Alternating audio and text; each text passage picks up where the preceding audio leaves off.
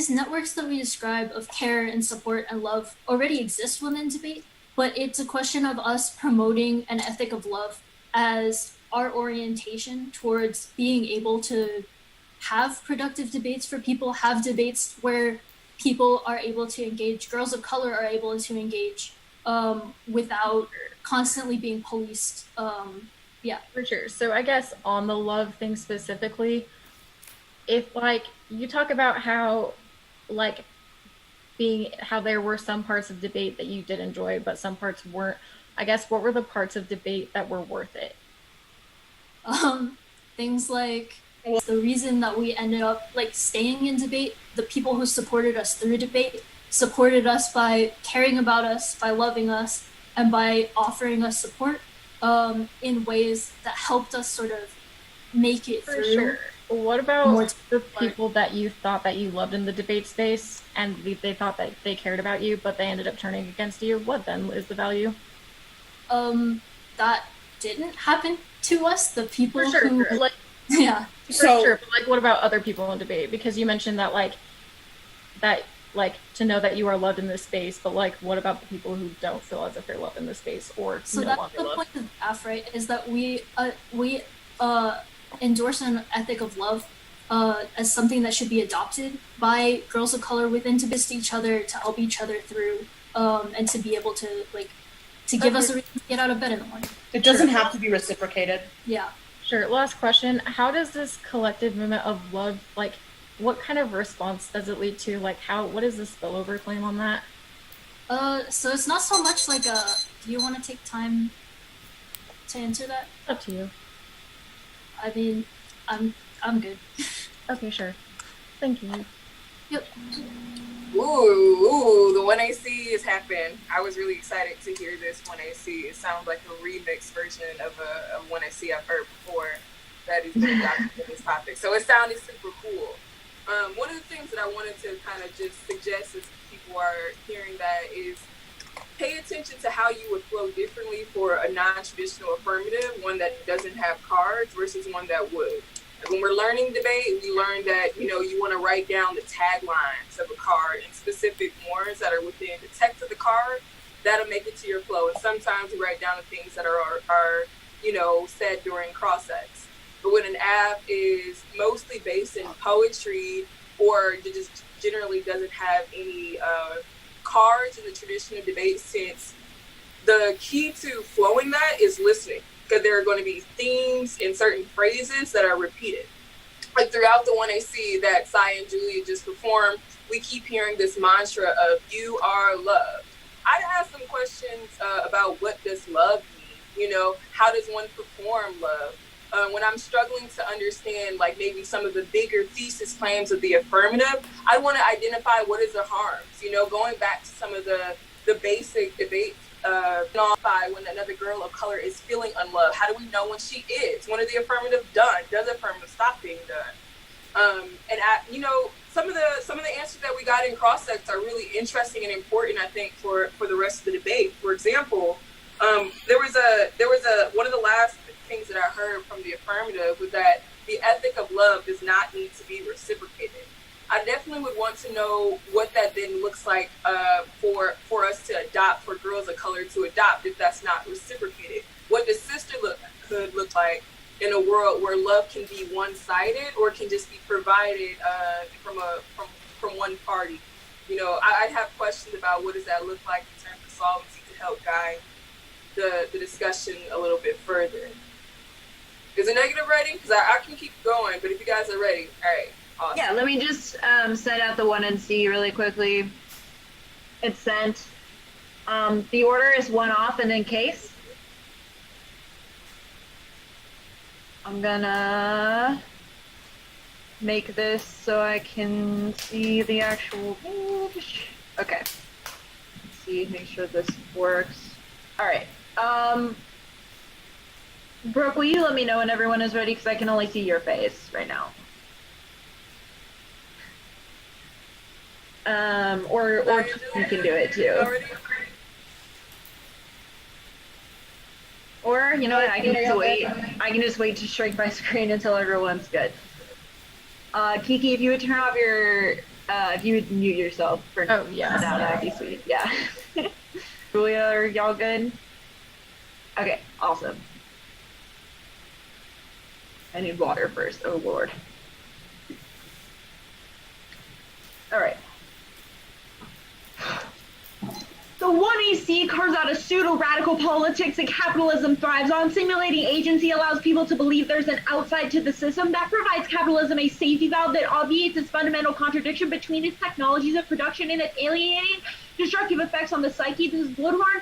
In 7, establishing patterns of self-construction have fundamental problems. The attempt to constitute on the basis of consumption as self-distinct from the market is a contradiction. Late modern consumption are maintaining increasing social inequality, environmental degradation, predatory resource wars, and policing of potential enemies. The significance of discourses of radical change becomes evident when transcending exclusion has been pulled into doubt, but when inclusion is important, we simulate the validity of the latter as a social ideal by performing the alternative. They cope with self-referentiality. Discourses of radical change provide an arena to experience the authenticity of the alternative, an opportunity to experience themselves autonomous subject actors, opposed to the all-embracing market. Social movements transmute into theme parks for simulated alterity. Discourses of radical change are the implantation of the alternative into the system itself, as real alternatives are unattractive. This internal simulation is society's only way of coping. Capitalism causes war, violence, and environmental destruction and extinction. Robinson. 14. Origins of gold threatens the 6 mass fixation. There are 9 planetary boundaries. 4 are experiencing the onset of irreversible, and 3 are at tipping points. Capitalism is reaching limits to its expansion. There are no longer new territories. Capitalism must continually expand or collapse. There is the rise of a vast surplus population inhabiting a planet of slums subject to destruction. This includes prison, industrial complexes, policing, militarized gentrification. It involves militarism and racist mobilizations, including scapegoats such as immigrants and Muslims. Fascism boasts mystifying ideology, it normalized and glamorized warfare, and social violence. The alternative is to utilize debate as a site for political role experimentation. The imagining of alternate political features not only prepares students to use institutions or control capital, but also trains us to resolve social problems with collective action, which resists the neoliberal hegemony of individualism. D in 15. To escape modernity where liberal ideological forces, capitalism writ large, sets too large a target. The point is not to wait for a revolution that overthrows the whole system. Community is more endangered than ever. Capitalist acceleration minorities the world. Reversing this neoliberal tendency is the work of our time, and amplification of day-to-day activities. Small choices lead to entrenched behaviors. Politics are made by micro-political choices. There is an urgent call to re-engage the state as activism. Capital requires state interventions. Refusal to participate sees hegemony to neoliberal markets. The scale of changes we face is required state intervention as much as community politics. Neoliberalism seeks to produce a nation of individuals to neglect duties. Community forming would build alliances that have potential to enact politics to defeat neoliberalism, curtail climate change, reduce inequality. In the short term, we need the institutions of the state as safeguards against the divisive individuality, and neoliberalism would have us believe it is through repeated practice of imagining alternative futures that we strengthen our capacity of performing productive politics in the present case. We should not have to say the app is bad. First, they set the debate for traditional norms such as permutations, any rhetoric of burden of proof or burden of rejoinder, anything about what the role of the negative is, and anything they say about mutual exclusivity. Second is the burden of proof. Burden of proof is a bad model of debate because A, it's anti-black. Black people are constantly put in a position in the world where they have to constantly prove themselves, and this model of debate re-entrenches that idea. It also criminalizes racialized individuals, justifying stop and frisk and reinforcing guilty until proven things we believe in. B, it justifies climate change nihilism. C, it justifies racism, good art to perpetuate white supremacy, even if they don't happen. It creates a structure to incentivize things like that. Being said, D, it justifies forced production, which is bad. Having to argue against the self creates an irreversible battle fatigue, especially for women of color, which makes the app either non-solvent or net worse than the status quo. They don't have a reason why the ballot is key, which means you can vote negative even if you think the app is a good idea. Either A, they want the ballot to represent a political orientation or praxis, which replicates a means for recognition that turns the app because it proves competitive incentives shape the process of looking at yourself, or B, the ballot should go to the negative because there's only a risk to be bad for others, which means we only need to win a very small risk of an impact to outweigh an app ballot. The facade of transparency is a politics of individualistic and dissuasive. It kills collective action. Draper and Shiro 19. Firms introduce transparency tools to respond to critique in the context of self-regulation. These transparency initiatives become an obfuscation, exemplifies the political expediency of transparency for companies looking to expand surveillance practices, placation in the form of of concession to user control that does little to shift the power balance between collectors and subjects, though institutionalized openness is a sense that one has been granted access to the concealed system. They discourage insight that considers how these data circulate as part of the broader systems that give the meaning, the consequence. Individuals will consider engaging with applications time-consuming, confusing, and ultimately futile. It turns individual concerns about surveillance inward, leading toward confusion and indecision. Depoliticized frustrations that could encourage collective action. Board considered it crucial to understand the ways the systems work. One of the puzzles is the rhetorical strategies. Atomized groups researchers are merely providing information about data privacy, deepen rather than counter feelings of resignation. Resignation can obscure signals that signals that people care, can obscure signals that people care, allows to go uncontested arguments that people are willingly and knowingly consenting. The app locates the beta society of change without recognizing the cool optimism that creates for lawn. And 7, subjects who have X endure the loss of their object, even though its presence threatens their well-being because of the content of its detachment and provides something cool. Optimism is conditioned to maintaining an attachment to the problematic object. This fear of loss of esteem of optimism as such is unstated and only experienced in a sudden incapacity to manage startling situations. Some scenes of optimism are cooler than others. The very animating potency of an object contributes to the attrition of the very thriving that is supposed to be made possible in the work of attachment in the first place. Projected possibility creates a fake present moment of intersubjectivity. Apostrophe therefore appears to be reaching, but is actually turning back, animating the desire to make something happen. The two is really one. Apostrophe is an impossible. Discursive strategies of liberation, which demand forms of overcoming, discursive strategies of liberation demand forms of overcoming, which ignores the question of ability, producing resentment and psychic violence is predicated off of using labor, Sievers, and sick. The body is judged by the ability not only to surmount disability, but translate the effects into benefits. It is as if the body is irrelevant to the subject's political life. The physical condition of the body is not a factor in repression, only the inability of the mind to resist subjugation. Physicality is the part of the reality of the disabled body. The tendency to refer physical space to mental one represents impairment as a product of mental weakness. There may be no more damning political gesture behind the idea that disability may be cured by acts of will or acts of will or imagination as a model of political rationality that presses people with mental disabilities to locate the social environment rather than in the person. Return to Chuhan its conclusions. One fails to throw off one's physical disability because of mental defect implies a caste system that ranks people with mental disabilities.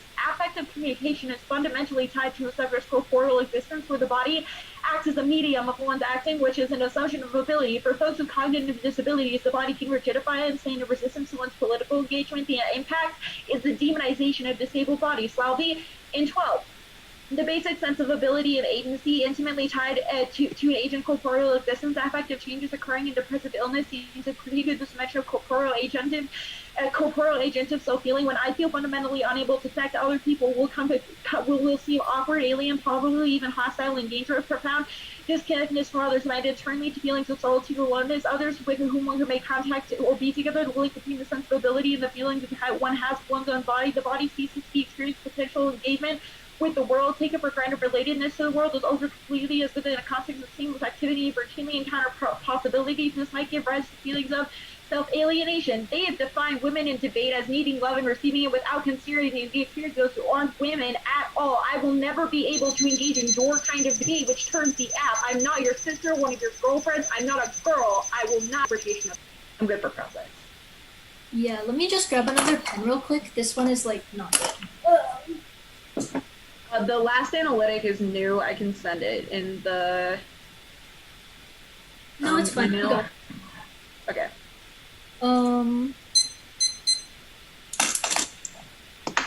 Okay. Are you good for process? Yeah. Okay, so starting with your last analytic, where in the app do we preclude people who don't identify as women from being loved in debate? In the app, you have only identified the experience of women and women of color in debate as you have only given love to women in debate by your Speech Act.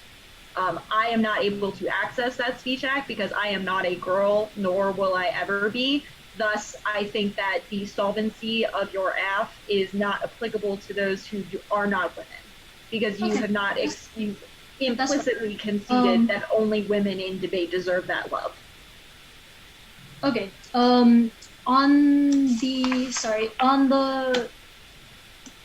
farther up on the case, your burden of proof, burden of rejoinder arguments, where in the debate have we said that you have to follow a traditional burden of proof, burden of rejoinder model of debate? Yeah, Kiki, would you take this one? Yeah, for sure. So, did you wait? Sorry, can you repeat your question? I paid attention to like. The burden of proof, burden of rejoinder stuff. Where have we ever said that you need to like adopt a traditional burden of proof, burden of rejoinder model of the debate? For sure, I think that specifically in 1AC Cross-Ex, when we talked about the methods of like how the negative should engage in the debate, it is like obviously it is usually seen that we have to engage in certain models of debate, and that you have not provided a way in that like we are able to engage with your affirmative. Neat, got you. And then the Yi evidence in the cap flow. What does debate as a political role experimentation look like? What would be an example of that? We think that political role experimentations can be essentially experimenting as though we are part of the political process, i.e., reading a policy option or having some kind of policy proposal to not to escape from the fact that there are like, you know, structural issues, but to learn to control capital and institutions that create the neoliberal ideological forces that are bad. Some examples that That's explains my question. I have another one following off of that one, actually. The blood evidence, what you just described, what's the distinction between like having a fantasy where we are able to control capitalism in some form, or we are able to affect policy, and the AF? So I don't think that. Wait. So from my understanding of your question, the Yi and Bluehorn evidence you believe are contradictory or are not contradictory to the app. I think that the way that the app is constructed to avoid discussions of policy that affect real people both carves out a space in which we can pretend like we have any sort of agency outside of the system, whether it be in terms of capitalism. And I think that political role experimentations teach us better how politics and capitalism and neoliberalism are so intertwined as to be basically unmanageably separated from one another unless we repeatedly experiment with political roles and like as politicians or whatever you want to call it. Actually, Is Brooke going to say stuff before we go to prep? oh, are we counting the time that Brooke is talking about things as prep, or are we? No. Brooke's, Okay. Brooke's stuff stops when you're done, right? So that's why I was going to talk first really quickly. So y'all can go into your respective breakout rooms. So if you're neg, you can go to the neg room. If you're AF, you can go to the AF prep room. To the students who are part of the Zoom call, y'all can go into whichever room that you want to listen into what are the prep thoughts that are happening. So yeah. So I've only been invited to join the app breakout room. Yes, let me just fix that. Like I could go, but I don't know how. Like I don't think that's how that works. I'm gonna move you now to the neg prep room. Okay, sweet. That sounds good. Thank you. Because we're only gonna need like 20 seconds to discuss something. Do we have so 10 or 9? 10. Okay, cool. Right, we should be able to move in and out now. Okay. For students who want to go to the rooms to listen, go off and do that.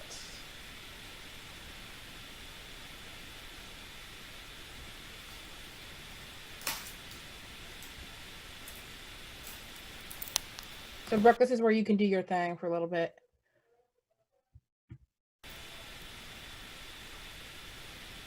You're muted. Without the students? Yeah, just talking to the folks, processing through until they come back. Yeah. I mean, 1NC was full of a ton of arguments. I think that Saya rightfully started out with that bottom argument that we got from the 1NC. It was a big ethos moment for the negative, where we hear, you know what, I'm not your sister. I'm not your girlfriend. I'm not any of those little effeminate terminologies that you wanted to use. I don't fit into that world. And one of the things that was really surprising to me was that Saya nor Julia did indignantly say, "You're not of color." You know, and you know, I'd have a ton of questions about why you thought you should be invited into an ethic of love that was distinctly crafted for and by women of color. And I would also, you know, begrudge them to ask the question of, you know, if trans women are included within this discussion, and I imagine that, because I'm not sure that the 1AC is exclusive of people who are socialized or identify as women, but are traditionally marked in other places. I'd have a lot of questions about why a white person who exists on the fringes of gender would then invite themselves to then speak out against this ethic of love, and what about the 1AC is markedly against inclusion. I think it would take a lot of work from the negative, and I would have definitely enjoyed seeing more discussion and cross-sex about what exactly was the impetus for this argument.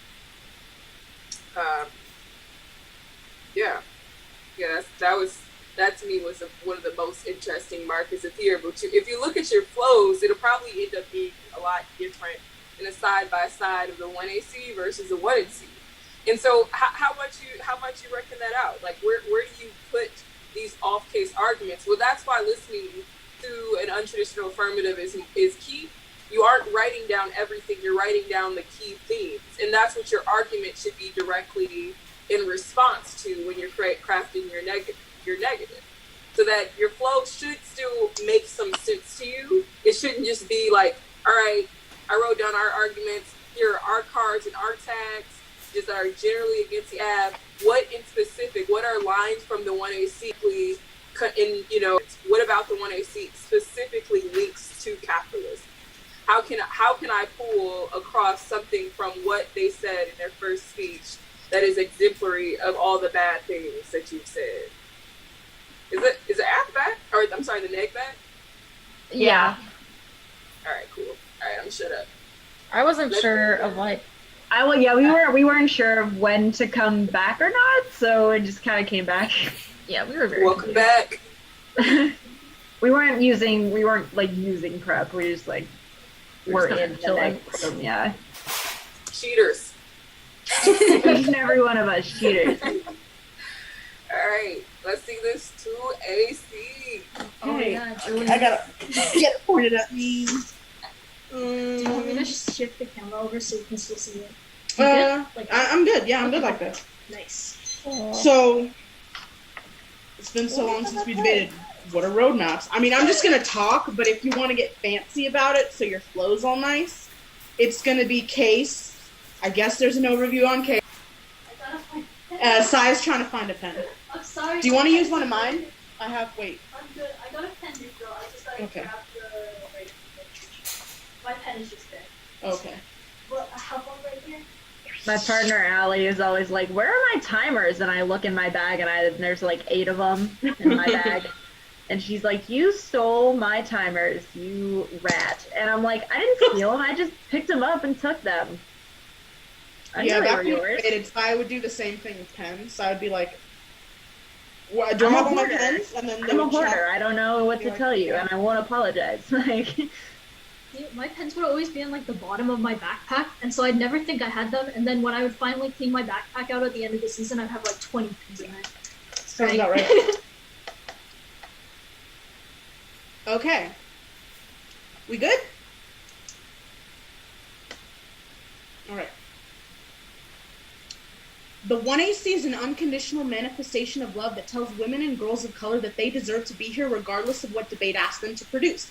The next arguments establish a limit on our imagination and make it so we can't conceive of alternative strategies. An ethic of love with a focus on an abolitionist model of education prioritizes the needs of those students and the conversations that have educational value for them. The apps education comes prior to all of their impacts because it implicates the way we relate to debaters and the content of debate on the line by line. You don't have to say the app is bad. You could contest the ability to solve, the harms of the act, or any number of Ks or counter methodologies. Deliberating over competing strategies is a form of respect, especially for women and girls of color with different backgrounds and methodologies. It helps us understand things from new perspectives and means we leave rounds more informed and appreciative of the work put into research.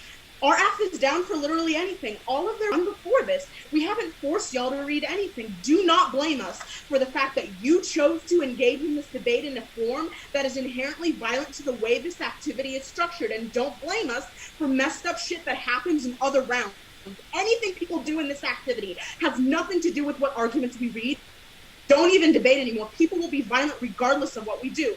The form of debate our app operates under demands less proof of lived experience than normative debate. Arguing that our app is a good idea is not the same as having to justify our existence and performance or start from the assumption that our app is invalid. Having the burden of rejoinder doesn't force you to make messed up arguments. You don't have to say extinction good versus war or argue against yourself. We don't care about the ballot, and we think it is extremely messed up what the neg does.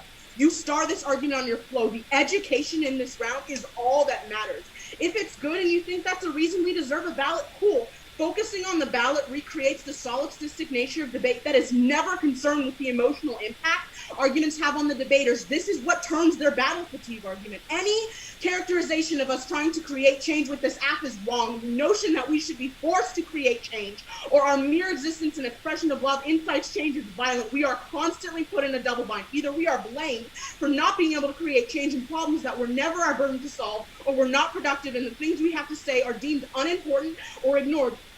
On their cards, Draper and Turco Flow app, we are not a facade of transparency. This is talking about media conglomerates trying to hush up security concerns. Unlike normative debate apps, the emotions we share with women and girls of color are not just data. The connections we advocate for are the opposite of the atomization their card describes, which means only our form of education can access collective action. Berlant Flow's act, making people put their hope and productivity into normative debate in the state only for them to find out that it doesn't work, is what causes people psychological violence and is the reason they stop investing in the future. Sievers is a violent mischaracterization. The app is not telling girls of color to overcome their pain. It is about loving others as a way to cope with the pain. This is offensive. The anxiety and depression Sai and I have are not going away because we love each other. It makes it easier for us to get out of bed in the mornings. This is the message of the affirmative. Slabby is the argument above. Our method of education is important for people with cognitive disabilities, especially those who experience depression, validating their feelings and letting them know they have support, even if they cannot reciprocate. Alternate mode of participation in debate and the world based on our experiences in debate. Max. We can only speak to girls and women of colors in this space. We do not exclude people who are not women from needing love. Our app is just talking about women and girls because that was our debate experience. There are some people who may not identify as women but would still have access to sisterhood, which include people who are gender fluid or are non-binary women, but anything outside of that was outside of the realm of our debate experience. On to the critique. The fact that the 1A evidence isn't written by women of color and doesn't even mention the ways racialized gender interact with capitalism is a reason you will prefer the permutation and ultimately why anything Hat does in their arguments fail. This is why we don't trust these movements in the first place. They always defer our struggles and push us to the margins. This is exactly what happened on Occupy Wall Street with Black women getting sexually abused and no one giving a shit because it didn't line up with the focus of the race and class revolution. Their analysis always fails to include sexual violence against women and girls of color because it is always predicated on rationality and calculation. Irrational violence that is gratuitous has been continuously inflicted on women of color. An example is the rape of Black and Indigenous women by police. There is no economic gain through that violence. No calculation to benefit rich folk is an act against them because of the color of their skin, not just because of the commodification of their gender. The impact of the K is driven by fear based in white futurity. First, overaccumulation isn't the root cause of environmental disaster. Settler colonialism and imperialism is. For example, overharvesting of white sage is driven by settler adoption fantasies rather than materialist gain, driving it to near extinction. All of their environmental collapse impacts are already felt by Native people. It's only when it threatens white existence that it becomes becomes an existential crisis. This just provides an excuse to ignore the ongoing genocide of Native people while solidifying fascist settler control over the land. The political role experimentation and social activism that results from the alternative are impossible without focusing on the way race intersects with gender. The affirmative is a prerequisite to the education the alternative demands. Women and girls of color don't feel like it's even worth it to get out of bed in the morning. They're not going to use their precious time in other ways to participate in the political or generate education the alternative demands is necessary to solve for extinction. Debate constantly tells girls of color to run arguments a certain way and positions them as laborers. They reify capitalist systems of exploitation as the bourgeoisie who don't care about the pain and suffering of the proletariat. They want us to produce for them so we become dependent so they can keep using us. This kind of intellectual labor debate makes us do disregards personal experience, leads to a production of knowledge that is disembodied, have always existed within this activity. Black women created them and are the reason a lot of us are here today. We support each other within the system. An ethic of love is a prior question to engaging in any sort of collective action. I'm going to go ahead and preempt a lot of the links they're going to read in the 2NC that do not apply to the affirmative or are mischaracterizations of what we do. We don't tell women and girls of color that we will love them and it's going to make them capable of going out and doing great things. What they choose to do with the love is not up to us. Love is necessary for them to navigate the space for themselves. Your links need to be specific to the debate space and what we've done to trigger them. All of the stuff y'all are about to blame us for in the block have nothing to do with reading the app. It's just a description of normative debate. We don't encourage people to labor for debate or for systems of capitalism writ large. All of y'all's arguments on case about why political engagement is good and how debate can be a space for imagining political futures only right settlers. She actively uses her business platforms to encourage performative environmental sustainability projects that lump settlers and Maoli together as groups that need to work together to undo Haole destruction. A perfect example of why a solely anti-neolithic focus coalesces the power of white settlers and justifies their continued occupation of the land. The critique and the app are not mutually exclusive. You can do both. We are a prior question and we have the potential to access the best solution to your impacts because we don't limit out strategies of decall that aren't in line with the political and ultimately produce better sustainability. Our focus on racialized gender is another net benefit because it means specific issues of misogynoir are also addressed. You're telling undocumented people and indigenous girls to place faith in structures that have taken their families away and have contributed to intergenerational trauma. That is violent. It leads to deportation and loss of will to live.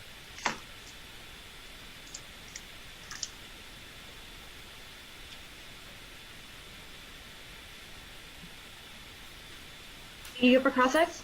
Yeah. Cool. What is love?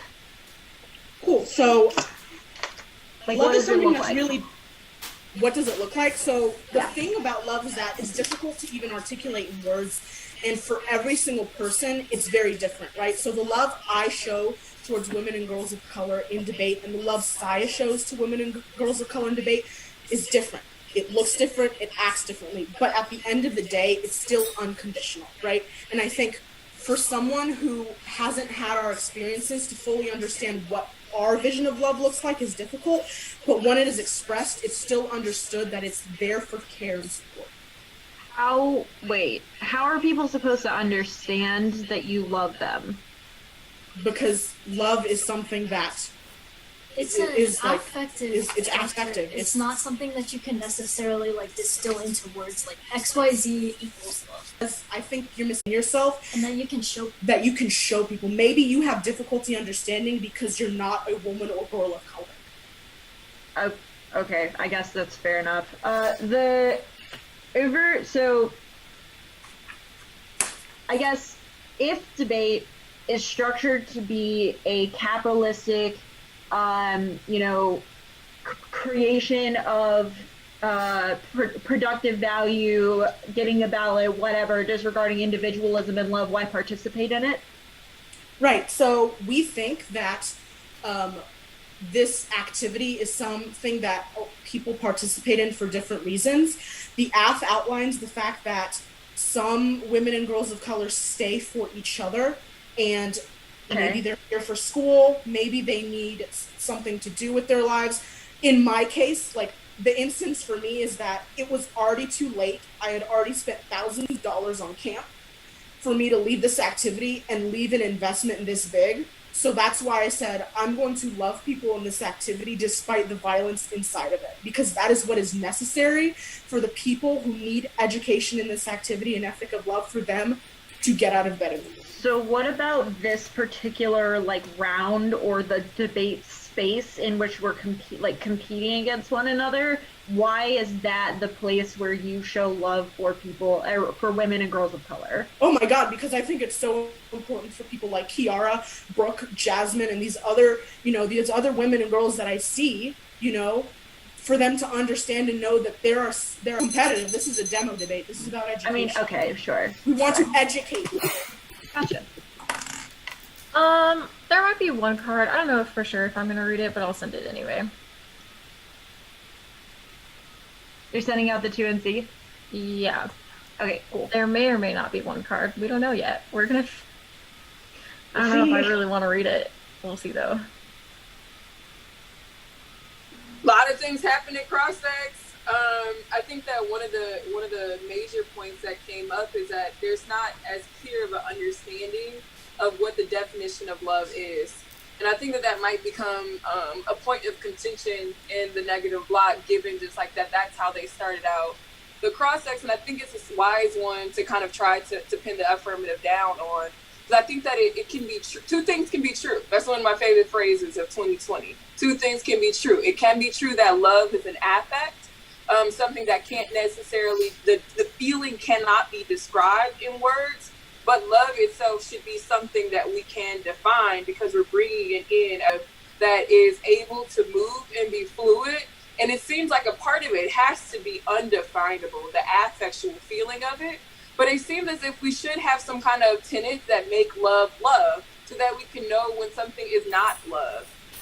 Because if I perform the love that I have for you in a way that is violent, is it really love? It begs the question of, how does the affirmative get to this helping girls and women of color get out of bed in the morning with this feeling of love if we don't have these definable tenets that make it so that we can contest if you're actually performing love or not? I would definitely want to see more discussion about what that looks like in the model of the affirmative, as well as it just like what the 1AC itself does. So they're two different things. The content, the 1AC that we saw, as well as the model of debate that they're forwarding. Cool. I'm good when everyone else is. It'll be the case.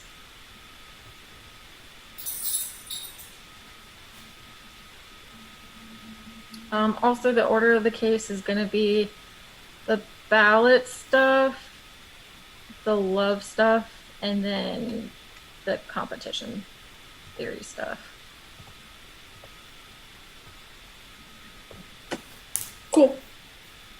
Is everybody ready?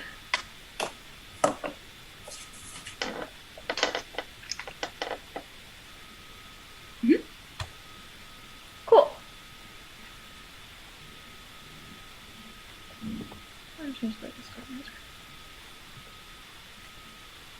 You can vote negative on presumption. If there is a chance of the affirmative that it's inaccessible or creates worse conditions for those who are different, then that should be a reason you vote negative. They present a model of what is seen as sufficient versus successful versus one that is not. This is bad because it inevitably is inaccessible to folks who can't perform like the AF does, or they use the guise of recognition politics. Recognition politics is bad for 3 reasons. 1, it creates a commodity of exchange. 2, puts a value on individual performance. And 3, it turns the AF, proving competition is the only incentive that the AF has to rate their model. Yeah. Onto Tarot. They have claimed they're making things transparent by creating interpretive meanings through poetry, but this is a facade of transparency because the app is opaque, i.e. Slow down a little bit. What? Slow down a little.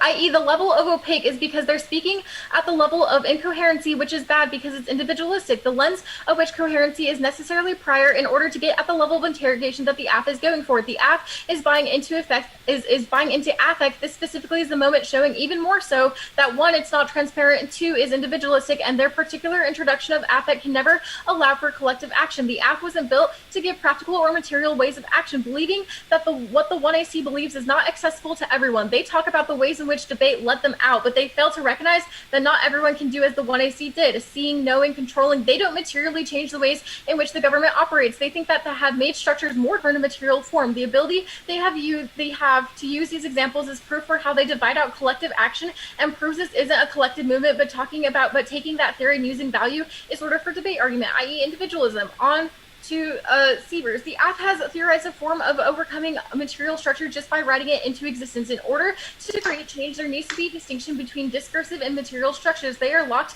into a form of discursive structures because while they state what should be changed, they have not provided a way to change that ability to promote more violence. They have lacked accountability. The folks that do this descriptive strategy locks in a particular form of who can do this model and who cannot. The ways that they do this app is not actually them doing it. Them overcoming is assuming what's effective. There are two impacts here. The first is transparency, and the second is gatekeeping.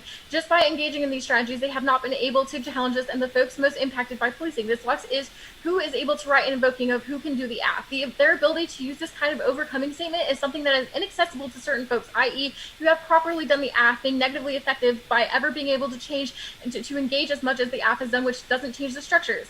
And yeah. Oh, they also say that Siebers is violent, but all we're talking about is that the ways in which that they have performed this is not accessible to other people. This is seen through the disability impacts that we'll get onto more with Slavi. Their ability to be persuasive is not accessible and is potentially violent to those who can't do it in the way of the app. We aren't able to perform like the app has. This is another impact to disability. This impact turns to community and requires turtle shelling that Campbell critiques, because periodizing the self to create a protective outer shell forces you to internalize ableism can mean the disabled subject is caught between a rock and a hard place. In order to attain the benefit of disabled identity, constantly participate in process of disability disavowal, aspiring towards normativity, a state of near able-bodiedness, or at the very least to affect a state of passing. Passing represents self-protection that disables and sometimes destroys the self that needs to safeguard. In the interactivity within the norm, another form of erasure is required. Ableist passing is not just an individual hiding their impairment or morphing their disability. Ableism involves a failure to ask about difference. For internalized ableism to occur, there needs to be an existing a prior presumption of compulsory ableness. Passing it as about keeping the colonizer happy but not disturbing the peace. Passing would be university academics with impairments who experience trepidation about revealing their impairment status, fearing stigma and discrimination. Like, all that we're saying is that the ways in which that the affirmative has modeled their form of debate is inaccessible to other folks, which goes completely against their love art ethic, which we'll get on to now. Their reframing on debate about debate is bad. First, their advocacy is inaccessible, and second is presumption. Don't let them forget we're in a debate round. They have stated in 1AC Crossix that the ballot is unnecessary and that the negative's role is to have a different interpretation. The app is a monologue that we're just supposed to accept. This is again individualistic. The competition aspect is only possible for the model. They don't structurally change anything. Their model is extremely unclear. Why does the app need a ballot? What does love look like? We have no idea how love is defined or what it's supposed to look like for other people who don't feel that love. You should be defaulting negative for two reasons. If one, there is no counter model, and two, negative competition is best.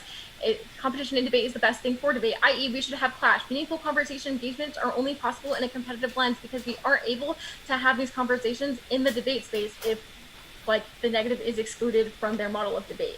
And they say that love does not have to be reciprocated. This is bad for two reasons. One, this is an exclusive practice and only goes back to their individualistic model of only caring about themselves. The YAC preaches about love and how they love us, but YAC Crossix said that wasn't our experience when I asked them about other people's experiences within the debate community. We aren't able to have progress or change in the debate community if we are not listening to everyone's experiences and working towards that progress. You know what nobody ever talks about? The effect that debate takes on one's mental stability. Debaters are always seen as the perfect student, the extremely well-grounded student. You expect them to get into the Ivy Leagues because why would you shoot for anything else? You aren't good at debate and you aren't even good at basic academics. What have you got? But do you know what the worst part is? When you thought you found a place that you maybe belonged in a community of intellectuals that you felt were your people, but it in fact turned on you. Your own team looks at you like an outsider because apparently mental health is unheard of and we're not going to acknowledge such things. Push it under the rug. She's fine. She's only upset because she lost a round. She's being over dramatic. Honestly, don't bother with it. She's back now. How dare she do that? Did you know that debate was the reason that I found out I had anxiety? I couldn't bear to look at anyone after that last round. I hid in a bathroom and I wanted to cry because I couldn't feel anything. Eventually, all I could do was pace and pace and pace, and even that wasn't enough. I was huddled in a blanket, trying to feel something irrational. Could nobody really see that I was struggling? Dying, really. Frankly, at that point, I wish I were dead because we both. And the second thing is that they don't talk about women and women of color debate and how that explicitly deserve that love, but that's exclusive to those who not identify as their model of love is bad and isn't acceptable. I asked in 1AC Cross-Ex, what about those who not feel that love in debate? And they said, well, it doesn't really matter if it's not reciprocated, but you cannot perform an ethic of love and say it's open to everybody, and we're supposed to understand what that love feels like if you don't tell us or even explain what that looks like. I don't feel the love in debate. Max doesn't feel the love in debate. This shows that their model of love doesn't do anything and still excludes people from debate. On competition theory. The ACT forces competition with other women of color. This ability to have intergenerational communication, which is necessary to cope with forms of violence that exist. The ACT should produce a different means of survival. The impact is battle fatigue. This worse impacts because they're constantly having to fight to prove that their value exists, that they're supposed to be loved. Then they're never going to win that battle. The neg is supposed to produce a world of collaboration. This collaboration could look like forms of discussion and engagement that is not only solely based on winning. This is seen in rhetoric such as what is the role of the negative. They weren't able to give an example of what the neg can say. This kills Ned Brown. Also, we shouldn't have to criminalize the app and say it's wrong. This puts an extremely different position to where we have debates such as these. In order to combat the app in any way, we have to argue against our identities and people of color against things that we believe in. They have not been able to show in this entire debate how their model of debate is supposed to include other people, and overall it is exclusive. You can look at this with the Slaby evidence when we talk about the impacts of disability, and we can also look at the fact that in general, like, not everyone feels love in the debate space. Not all women feel love in the debate space. Non-binary don't feel love in the debate space. They have not produced a model of debate that is accessible to anyone. Open to trust. First, small. This is like not cross-related. Yeah. You kept going. No. So Jasmine just said we were using college times. We did not get that memo. We did not use college times. Yeah, we were not like on the call when y'all discussed that. Yeah. So both our speeches so far have been 8 minutes. Oops, that's on me bad. That's on me bad. I thought that I sent that message or that memo, but I apparently did not. The 1MC was also 8. What? No, it may not have been. No, because they stopped talking. We didn't run a timer for the 1MC. Oh yeah, we didn't. So are we just like gonna do the rest of the speeches college time, or? Yeah, that's on me. Are you ready? Yeah. Okay, so you read a narrative about your mental health, and I just kind of want to ask if you're doing okay now, because you expressed some like really serious stuff, and I just want to know, like, are you doing okay currently? I don't think that my mental health is really. I don't think that you read a narrative, so I want, and you said like people don't care about mental health. I care about your mental health. I'm going to be in a state of I'm not okay, and there are some things that are going to protrude this and make this worse. And we think that by not talking about these conversations in debate space and only protruding a method of love, and that like talking about specifically that your experience doesn't matter in the debate space only makes it worse and only allows for like people to experience worse mental health problems because of debate. Okay, but I want to know, like, separate from like debate or anything, like right now, like, I'm asking, how is your mental health? Like, can you give me a definitive answer? Are you comfortable telling me any of this? I don't think there is a definitive answer, because one day, like, one moment I'll be super fine, the next moment I want to die. So I don't think that's necessary or relevant to the debate space, because like defining one's mental health is not really ever going to be a static answer. So your Campbell 8 evidence, can you just explain what this evidence is sort of about? Yeah, sure. We think that like the ways in which that the affirmative has produced a model of collective action and community is inaccessible to other folks. This is seen in the Cabell evidence, because we talk about how like this is inaccessible for like folks with disabilities, and also like in general it's not able, like it's just inaccessible. So what about our model specifically is inaccessible to people with disabilities? Sure. So we think that there are a few different things. ASA point, the method in which the 1AC was given is inaccessible, because not everyone has that affect that y'all talk about. Not everyone is able to perform in the same ways. Wait, so what clarification on that? Do you mean that not everybody would be able to give a speech like our 1AC, or not everybody would be able to like listen to our 1AC? I think there are a couple different answers to that. I think that in general, like the specific way that the 1AC was given is inaccessible to other folks in debate. Why? Sure. sure, because like again, their usage of affects and also like the ways in which you perform the 1AC. Like not everyone is able to be quote unquote persuasive like that or able to have that presence. My question is like, why is affect inaccessible? Is it that other people can't like listen and like understand what we're saying, or is it that other people wouldn't be able to like produce that affect themselves? I think it's a production of affect and like the ways in which y'all have performed it. Not everyone is able to do performative debate. Got you. Okay. All right. So 2NC just happened. A lot of things that I didn't expect. I don't know about some of the folks who are watching on this debate, but tons of things that I didn't expect. I think that it would have maybe behooved the negative to push more on this question of love. You know, if there is this feeling that there is these exclusionary tactics, then I guess that would beg the question of, is the affirmative performing love in the way that they're suggesting? But I also, as the affirmative, would have a lot of questions about why are we centering the white people or the people who are perceivably white on this conversation. I have a ton of questions about why it is that this debate has become about, well, you're not including me.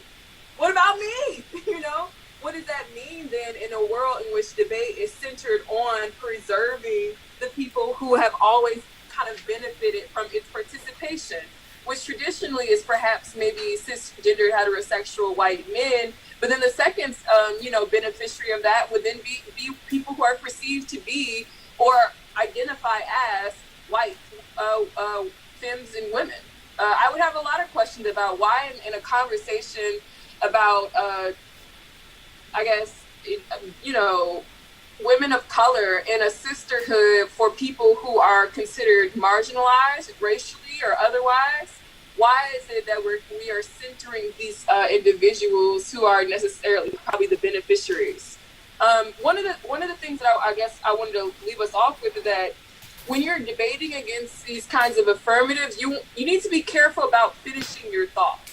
So there was a line from the 2NC that talked about the affirmative doesn't materialize a plan of action, and I would have liked to see a direct connection to some of the things that the affirmative is claiming to do, or that it is necessary for love to do.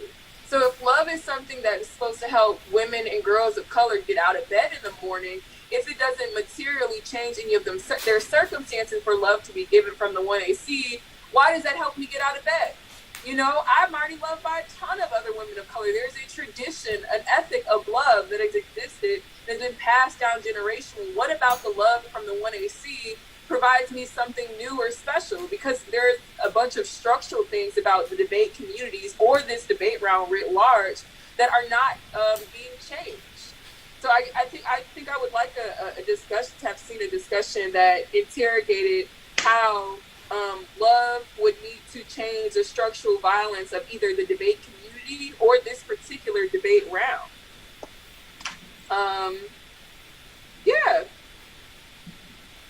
Lastly, I think it's probably important to keep hedging on this question of what is love, and does anybody have a definition for it? It's not necessarily going to operate the same as topicality, but it is something that I would suggest that people who would, find themselves in a debate round similar to this on both sides, work to create a workable definition for.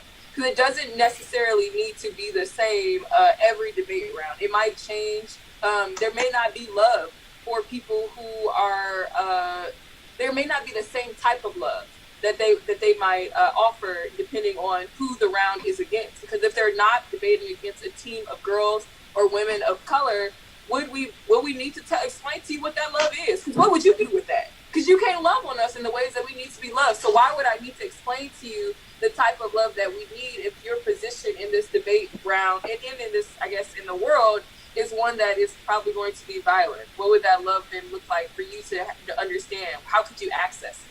What would you do with it? Are important kind of questions for us to consider.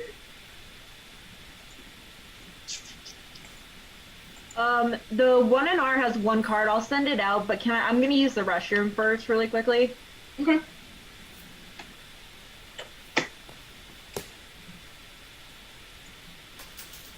Why you ain't pee when I was talking? We wanted to hear what you had to say, Brooke. Valid. She's a ghost writer of the debate, giving some like pseudo NCACs, giving the NR our pseudo champ, y'all. Other Cedar champ. Oh, so many thoughts. We've got commentary. Wait, one for people who are watching, like this YouTube video because we got some haters in the chat. No, you didn't. I mean, hey, we got some haters on the chat who are trying to dislike because of the, I'm assuming, the content. They can't handle it. Jasmine, do you see the poll? Paw. 1 second. Oh my god. Oh, Do y'all see how big he's gotten? yeah. Baby. Nick is awesome, but I just want the statement to be remained to like the YouTube video, share it. Have your folks, if it's not too late for the folks that are in the Zoom, share it. Folks are debating, share it. But also we'll sit on this mantle of, if these are conversations that folks don't like happening, oh well, not their platform. Yep. Hey, Jazz, the light is off, and I believe that means they can't hear us then. Squid. No, we can hear y'all. No. On the live stream. The live can. I can hear it. No, I can't. Oh gosh. Okay. So I don't know what part cut out, but I turned the light off early when I was trying to get it to mute the audio, but they heard literally everything you said except for right after Brooke had pointed out that the light is off. heard you. But thank you. Stay ready. Stay prepared. But yeah. Like the vid. If you like the puppy, like the video. If you like vid, like the video. And share the video. And we're gonna have so many fun things in the fall, yo. Like countercultural debating. You don't have to be in debate to debate. Like, that's gonna be interesting and fun. Spoiler, bringing some non-debate folks to debate. That's gonna be interesting. That's gonna be interesting. Hello, everybody. I'm back. That would be like bringing my stepdad to a debate round. He'd be like, "What in the absolute heck is going on right now?" But like, it would be interesting. Feature the French bulldog. I think he is confused, but also interested. So the order is going to be to try my best to keep everything on the line by line, like going straight down. Some stuff might be out of order. Just flow it straight down if you gotta. Okie dokie. Okay. Did you send out? You said you may read a card. Oh yeah. Let me. Okay. Yes, I have that. Here you go. I got it. We're good. It is the one card that I might read is sent. This is 6 minutes.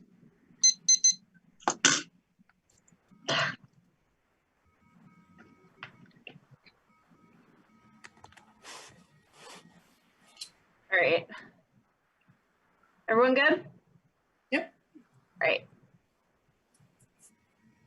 Neoliberal violence turns and outweighs the case. First, it makes extinction inevitable. Overaccumulation leads to environmental degradation. More on that cause later. Second, it creates the conditions for structural violence. Capital concentration and insecurity leads to scapegoating and new forms of slavery in the prison, industrial complex, and agricultural sectors. Third, it makes endless wars inevitable. Economic stagnation requires more conquest. Please slow down.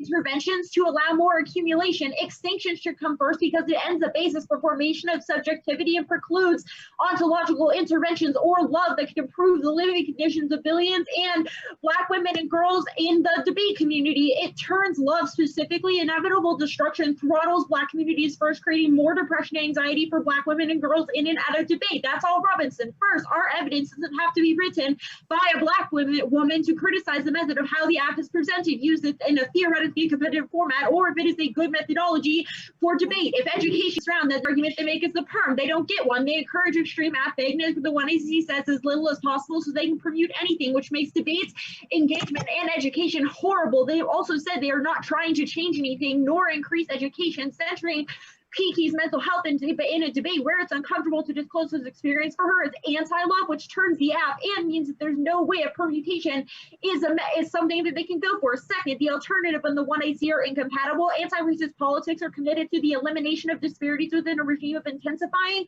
economic inequality. That displaces the centrality of class and improperly focuses on individual attitudes inside of spaces that are not attributable to the community outside of the round specifically. The focus on love as a nexus of power in either direction allows for the expansion of critically conscious neoliberalism, which means the alt alone is always better than the perm. Next, the perm is neoliberal. It follows a neoclassical logic of competition and maximization of productivity by labor by combination and efficiency. Last is the link, and the alt are dissets. First is the link. Under capitalism, societies are locked in the imperative of maintaining and further developing the principle of exclusion of love. Specifically, they have to defend a lifestyle that requires ever-increasing social inequality, environmental degradation, predatory resource wars, and the tight policing of the potential internal and external enemies. Encouraging a shift of personal focus in micropolitics is ineffective and allows for infinite neoliberal filling. We should instead dedicate our energies towards boring politics and political change to aim their horizon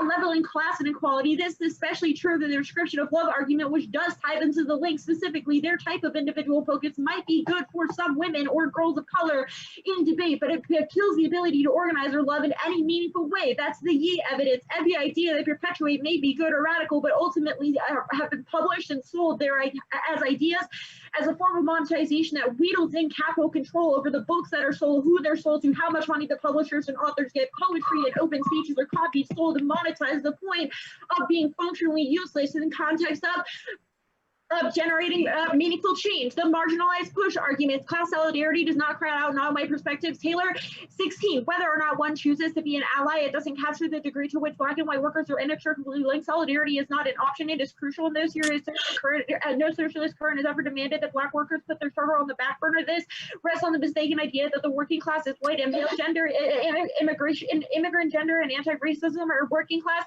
issues. The question of the theory of this debate is whether metaphysical racism or entrenched capitalism are a better driving focus for material and structural improvements. Obviously, both capitalism and racism exist, which is their overlap argument, but racial division is a creation of capitalist accumulation. Explanation. This is another card that I didn't think I would read that I will send out. Self-intent. Racism isn't human nature. Racism arose in African slave trade. Ancient slavery was not viewed in racial. You could have white skin and be barbarian and be Black and civilized. Encounters between Mediterranean and Africans and not produce racism in the 17th century. The majority of slaves were white. Colonists turned to white servants. They faced the problem of constantly having to recruit as terms expired. Servants could become competitors. Black slaves worked throughout the 1600s. Some were free. The law didn't establish African as a group different. Blacks could serve on juries, own property, and other rights. Black freemen owned white servants. Europeans and Africans labored side by side, exactly the same. Work planters fear multiracial uprising also pushed them towards racial slavery. Mark the card at racial slavery.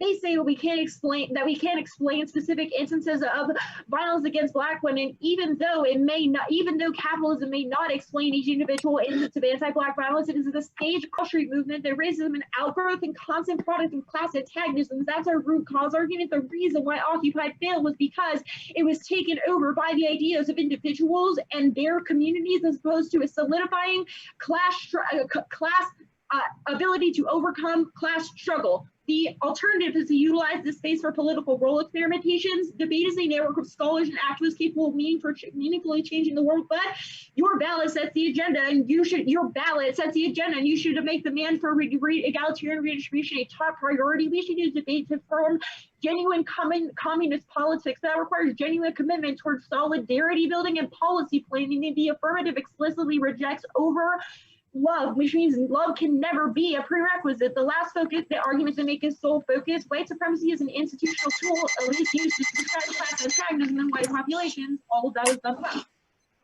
Okay, now I gotta pee. I'll be right back. Okay.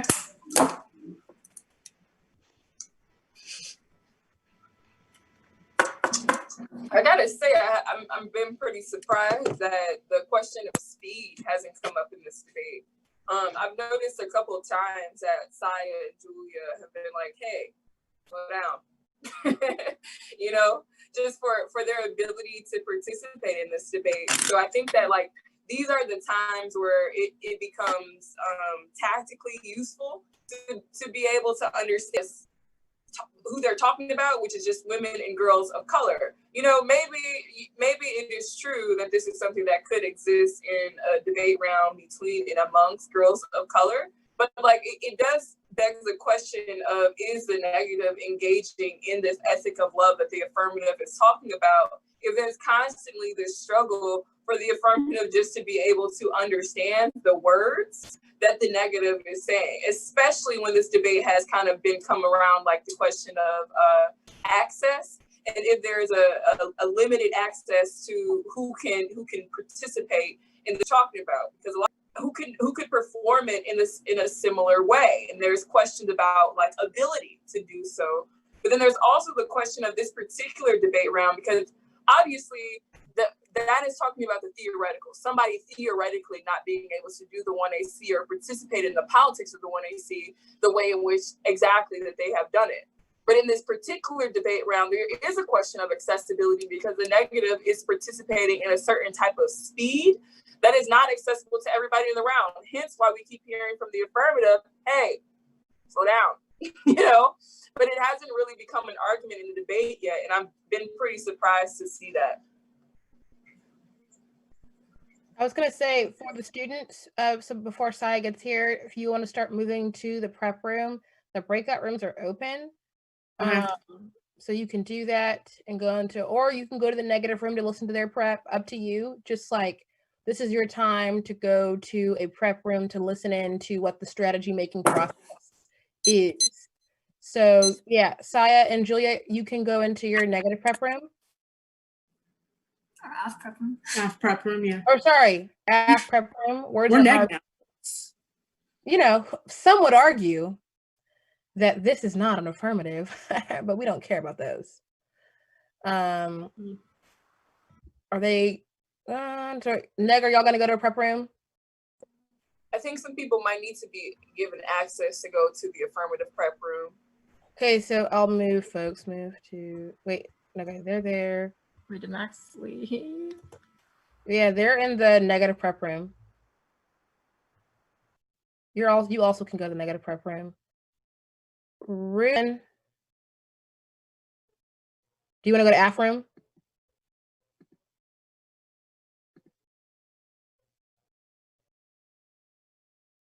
Najara, AF room. But yes, y'all, very interesting debate is emerging and happening. So, oh, Jacqueline, are you able to go? There we go. Nuriel? And the AF room, you're able to. Karthik? You're able to go to. Same to you, Nuriel, you're able to go to the AF room. Perfect. Hey, Brooke.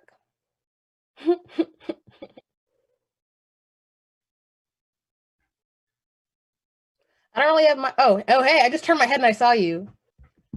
Oh my goodness, I'm just like, some of the backlog commentary that I've gotten on this round has been very interesting. What have you heard? Oh, just like, so, and like folks and kind of how they're thinking through the topic, how they're thinking about reform, how they're thinking about kind of what is the role of the affirmative and negative in these debates.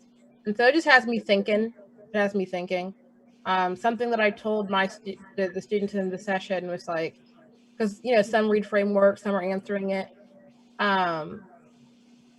is this question of certainty in conversation. And like, what I meant by that was, one, we're talking or dealing with CJR, and it is like weird that I've not been inspired by a large level, not the staff, but like a large amount of affirmatives so far and kind of how they're kind of dealing with the conversation of CJR to be anything that means anything, right? Like all the fears of this is going to sound very objectifying or very kind of like trying to dance around the subject of what is a meaningful change within kind of reform if you're going to defend that substantively, outside of just being like, yeah, I mean, like it's not perfect. Black folks are probably still going to go through some things, but like, you know, it makes the political structure look a little bit better. It's like, okay, well, cool. And the topic is the affirmative. right? Like the negative has to engage with the way in which you are having the discussion. There's no guarantee that either one, if they are affirmative, they're engaging in that question themselves, i.e., if they were to read a topical affirmative, i.e., they're affirmative. But also, like B, if you're negative, the affirmative always attempts to move outside of the, via framework, tries to move outside of having to have those conversations, or they start having those conversations only when you are present and read the alternative and are running the framework arg. So I don't know. It's just making me think about CJ. To me, I don't think that that's like ever not the case in debate, though. Regardless of the argument that you read, so that it is, it makes for, I think, how people practice and do like their coaching more important than like ever, I guess, for this topic, I guess, is just like teaching people how to continue to engage your own arguments, even if they're not being engaged by others, while also still engaging theirs. They may be able to operate only on one level of the debate, but you should be able to operate on multiple. And it's unfortunate that maybe not everybody thinks about it, about like being able to tactfully say that something is wrong while also just getting into the substance of it. It's sad that that's not necessarily how most people choose to or have learned to debate, but it is something that I think will be especially useful for teams this year, if only just for the topic education element of it. Because I'm sure that even the most critical kind of avs that are developed will provide some meaningful conversation that can't be forgotten. And it's helpful to be able to engage whatever gets kind of thrown at you, because what we see in debate is like what we see in life. Right. And that this is such a topic that tangibly affects all of us, because the criminal justice system is a pinpoint of American democracy. And like, it's not something that's far away. We're all in some ways justice involved. We know someone who is. The prisons especially are not these things that are far away or something that is not relevant to our lives. So if only for the purposes of our own civic engagement, we should be able to tactfully engage their arguments, even if they don't deal with ours. Yeah, I agree. And I think that, and this might be more narrowed into Black folks in debate, if they choose, to want to read arguments like this. But there's like not an accessibility argument, but a capacity argument. It's like, depending on what your relationship to CJR is, like the prison system, you might not be able to not have certain conversations the way that you do because of how it has affected your life, right? Like listening into folks kind of talk about pick an F, any F, the marijuana F, for example, right? And are like, yeah, this leads to some kind of meaningful change or reform. It might not be the best, et cetera, but it's like the way in which the affirmative has chosen to engage the question is through there not being that kind of investment of hope in that kind of political sidestepping question, because it's been just so like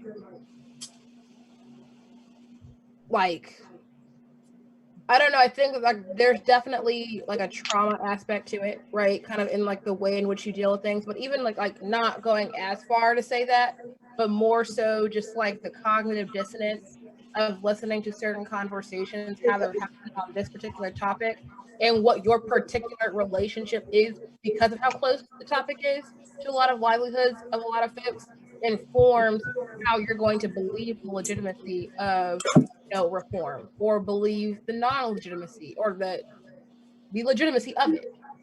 So I don't know. I think a lot of thoughts. This topic clearly makes everyone feel a certain way. Michigan, I'm not even going to say that. I'm not even going to do that. I'm not even going to do that. An app was put out that was very interesting, but I just think what's the app? I want to know too. I'm not involved in debate anymore, so I don't know any of the messed up stuff that happens. It's just like it's a reform. It's like a reform, not in like a reduction, but a reform and like an increase. So it's like white collar crime. So like corporate. Oh my Did Brinker make that app? I don't. Oh my god. Yeah, it was BSHR. Ron's like, I know. Yeah, I mean, like, it's topical, right? But like corporations do bad things, that they should be held accountable to doing those bad things. Instead of fines, the consequence should be jail. And so they would That's change. honestly, I have strange feelings toward that. Like, because I'm not sure that I disagree yet. But like, because like prisons will still exist, though prisons are bad and prisons should be eliminated because they're, you know, obviously in a direct extension of slavery. But then at the same time, you know, if prisons are going to continue to exist despite the abolitionist stance that I might have, like, I don't know. I feel like there's a bunch of like bad people who have billions or millions of dollars who should probably be in prison. If they are not going to be eliminated, like, yeah, I don't know. I don't think that you should be able to just like pay off a fine. I don't know. I have strange feelings about that. I think it's the room. It's the room you're in. The room you're in, I guess, makes like if I'm in a certain room, read the room, right? I'm like, okay, but if I'm in a room and I'm like white collar crime to like my grandparents, they're gonna be like, so prisons though, incarceration, disproportionate effects of arrests, but. Okay, let's put. Watch it be the diversity person that they hired. The one time they hired the black person, they're gonna be like, you know what, Sandra, you're out of here. You're going down. That one person, they're the one. That's enough about the Michigan blah blah. You know, I brought it up. It's like another like, oh my gosh, we're bash talking. It's not bash. It's literally just it's on open evidence, and folks can have thoughts. Yeah. White collar crime is going to be an app that's focused on the topic that's a reform that does not minimize the prison industrial complex, but rather increases in. Okay, it's a reform. It makes a change. Black folks are still incarcerated, though. Can we call it we should call it the salmon-colored shorts crime. Yes. Let me stop. Not the salmon colored shorts. We're gonna debate this year. I'm gonna mute myself again. Let's go back. Wait, are Kiara and I don't think they're here. Are they here? I don't think I should let me tell them that I can't go in there. Oh wait, Kiara's back. Hey, Kiara. And do you want us to go back out? No, we're done. We were literally just talking. I'm so confused because I literally sent a chat that it was like, let us know when they're done prepping. Yeah, it's possible that the chat only goes to me. I don't know. So yeah, no. Once you're in the breakout room, we can't see messages. Can you? Oh, Lordy, what I'll do 21% is message on. I'll message on Messenger. Okay, I'll be right back. Great, that's perfect. Yeah, Sky's gonna be right back. Us on Messenger is fine. They just need to get the charger for the iPad. Oh yeah, that's fine. I'm just opening Messenger. Are we going to see the French Bulldogs at any point? What's that? To what? Max, will we see the Frenchies at any point? No, they're up at my dad's house in Reno. I live. Pull up pictures. I have so many pictures of your Frenchies. I have so many pictures of them that I can theoretically. Actually, they have an Instagram. I'll Oh my God. I will shamelessly plug my Instagram into the chat right now. Brooke, Vic needs an Instagram. They have an Instagram. It's my favorite wait thing. Till I get another camera, and then he'll be a classy little Instagram dog.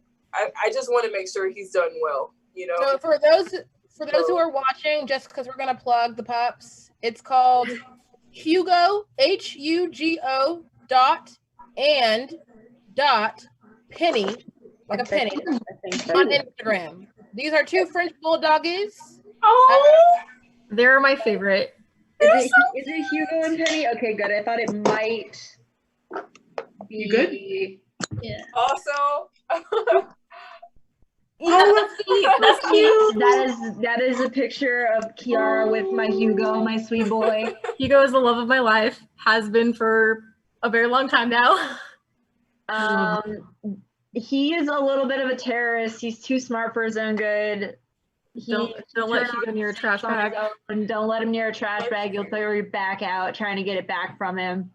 Nice. Not like trash bags, personal experience. like trash bags that have not yet been like opened. He just wants them, and also plastic water bottles. Anyway, 1 AR is supposed to be happening. Sorry. Yes. Order. Oh God, if there even is an order left. There's an order. It's gonna be Payson and Cap. There's an overview on both floors. And I'll try and go line by line, but to be honest, I'm very tired. This speech is like probably not going to be my best, but we'll roll with it. Or it's gonna be the most fire thing in America because period. We'll see about that. Yes. Let me know your thoughts afterwards. Oh boy. Okay. Wait, so we just going after and yeah. Yes. Okay, cool. Close. Cool. Okay, okay. Oh boy, oh boy, oh boy. Okay. To conceive of radical alternative futures, to have the strength to get out of bed in the morning, we need to adopt an ethic of love.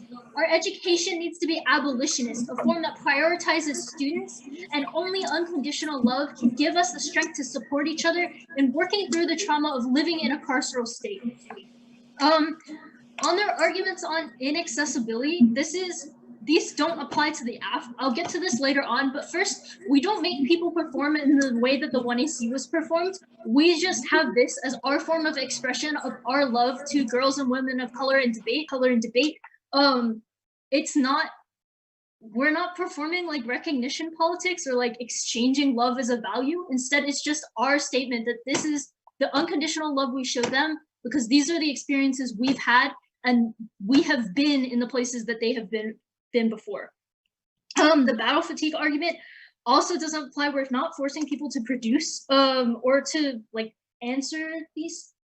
We're not forcing people to answer in any one way. We actually argue against the types of proof that people have to provide for the white gaze in debate. What does it mean to hate what you see in the mirror? What does it mean to be wound into rope and jumped? What does it mean to count the days until freedom? These are all things that these are all different experiences that we are addressing the girls and women of color who experience these things. And that's something that can't be communicated to the people who don't share that experience.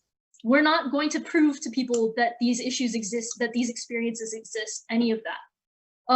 Debate always makes you argue against things you believe in, but we don't make you argue anything in particular at all. You could have approached this debate in literally any way. It's your choice what to make the arguments you do. We just wanted this debate to be productive for the people in and watching this round. And if that means breaking debate a bit, by all means. The ballot arguments I'm going to put here as well. We don't care about the ballot. This is an educational debate. We could literally give less of a shit about the ballot. I don't even know if there is like a metaphorical ballot. Like people can think that we won the debate if they agree with the strategy we've advocated, but you're all are the one trying to assign some value to the ballot. The AF is explicitly anti-productivity as well, so we also don't believe in like producing for a ballot. We believe in producing to fulfill whatever you're going into the debate to get. Towards the end of our career, Julia and I didn't care at all if we won rounds. We just wanted to be there to connect with other girls of color, to share a message, and to tell them we knew what they were going through. We were going through the same thing.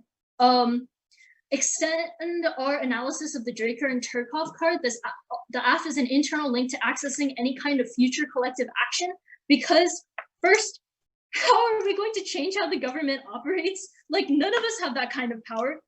Girls and women of color in debate, likely not gonna have that kind of power ever. Like there is no collective movement that's going to change the government in the way that the neg is talking about. We're not a facade of transparency. We're just telling people, hey, this is what we experienced in debate. These are our experiences. Let's connect with each other instead of the atomization that their card describes, which is what policy debate does by pitting people against each other and having you just describe a bunch of facts and figures. They say that our form of persuasion is inaccessible. We don't make people recreate our AF. We're just advocating our ethic of love and saying whatever way you choose that we need to be able to like change from discursive structures to material structures. But how are we going to collapse the foundations of the carceral state from our position? How are we going to do that? We need to be able to support each other and being able to wake up in the morning before we can try and like shake the foundations of capitalism or like break the carceral state in pieces. There are steps to this, and we don't want to have the burden of changing all those material structures. That's the point of the anti-production nature of the AF. They say the AF is unclear, but our AF is to our sisters. There's a basic orientation that we're advocating for debate as girls of color to have to like have ethic of love as our main orientation. That doesn't have to be reciprocated by other people, but we are offering that unconditionally. They say, how do we have progress if we don't pay attention to others? We're just trying to connect with the other people who are in our experiences, like other people connected to us. We're not going to mandate what white people do. We're not going to mandate what people who don't identify with the sisterhood do. We're just speaking to people who were in our experiences. And they also have what happens when people turn on you. That's why we're advocating unconditional love. That's why we're advocating this for girls and women of color, because the rest of debate was what attacked us. But the girls and women of color who were in our corner, who supported us and loved us, they're the reason we got through this activity without totally collapsing. They also say if you don't identify as women, you're excluded. Sorry, Julia. But that's not necessarily the case. If you identify with the sisterhood we're describing, you can be included. I'm gender fluid. Julia is a non-binary woman. Not adopting an ethic of love, girls of color are first atomized and isolated by traditional debate in ways that preclude collective action, and two, are sucked into cycles of cruel optimism. The alt alone results in performative action that justifies settler colonialism in the name of saving the environment. Their author's career and positionality proves this is why it's important that they don't have any women of color, not just Black women, but women of color, which is what the AF was about, providing the knowledge for this, because otherwise it's just settlers trying to justify their own existence.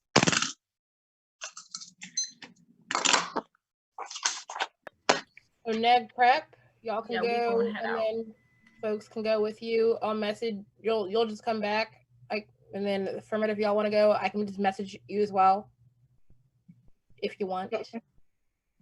Where are we going into? What? Oh, into a break room? If you want to, but that's where if you want to like start talking about the 2AR. Do you want to just chill here? Sure. Yeah, we'll just chill here. Okay. Whatever. We good. We don't care. Yeah. But for students, do y'all want to? Can y'all? Are y'all able to move? Let's see.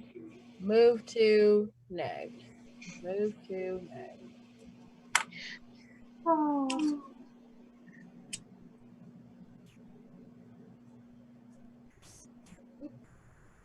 Well, while that's happening, is that love might, in this particular debate, because I like to identify what the thing is. So loving the AC, I also was really glad to see that, or excuse me, the 1AR.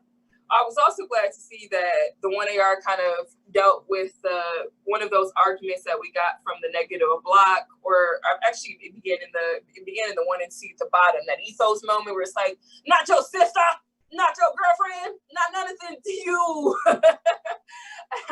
I think that one of maybe the more robust of the answers is that like we as two, not necessarily, we're not gender binaristic people of color. We identify with the category of women of color as like an indicator of a sisterhood that is fluid, you know? And I think that was an important element. But I just would love to see some clap back of just like, again, the white people used to be. Why is it that you keep making it about your exclusion, especially in a world where you're just kind of tacking on people of color who possibly may feel excluded, but in a world where we're dealing with two people of color who are identifying with women of color, despite, you know, having clearly identified themselves as being non-binary or gender neutral, what is your offense? You know, is it just theoretical? The theoretical idea that somebody might be excluded, and why would that not link to that anti-Black model that you were proving to, like, you know, arguing earlier in the debate about, you know, folks needing to have to prove themselves in a certain particular way that is unfair and puts unmanageable kind of amount of work on certain people who are arguably marginalized in this activity. I would definitely feel like that is something that's happening in the round, especially when we got that moment of just like that narrative in the 2NC about that debater, and where we just hear like, you know, what about me though? But what about me? But what about what's going on in my world? Do you care about that? And then when we kind of had that conversation about like, obviously you aren't in the 1AC, but bitch, are you okay? Oh, excuse me, Jasmine. But like that moment where we get like, hey, you good? we're just like, I'm never good enough. You know, and it's just like, okay, well, we didn't care in the first place. But that was just honestly a question of me showing good sports personship. But like, I think that it would be really cool to see why an explanation of the affirmative, why that is still built within your model.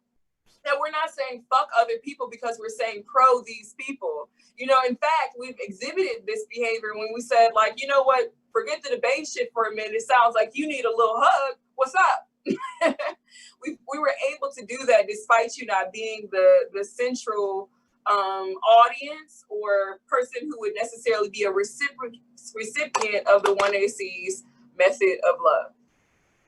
Yeah, really cool stuff I'm seeing develop here. I was not anticipating getting to the capte with like 45 seconds. I was just watching the time and I was like, it's a good thing I had my overview typed on and I was like, this has the main points. like, even with an extra minute, I was just watching the time like, yeah, I know this feeling. This is a familiar feeling. Yeah. I felt this before, I mean, I'm sure there will be clapbacks in the 2 a.m. But whatever. honestly, I was just like, I'm tired. I'm gonna get through the app. I am tired. I'm gonna talk about what we're here to talk about. That's it. How does it feel to be back in debate for a second? Or okay, so I'm not back in. Y'all. It feels very weird. Like, I got to Saya's place and I was like, oh, I'm really tired. And Saya and their mom was like, what's up? And I'm like, I literally have debate PTSD. Like, I woke up at 6 a.m. like, I'm ready for the tournament. Hell yeah, you know, let's do this. And my body was like, no, it's 6 a.m. It's gonna be okay. But my brain was like, every 30 minutes, make sure your alarm is set for 9:30, but you're gonna wake up every 30 minutes thinking about debate. And I'm like, I guess this is it. Yeah. Yeah. Relatable. It was fun when we were prepping. Oh yeah, like, prep was fun. When we were prepping, we were like, oh, this feels like the good old times, just like reading through, trashing people's evidence and stuff like that. But then when we got here, we were like, How did you remix the apps?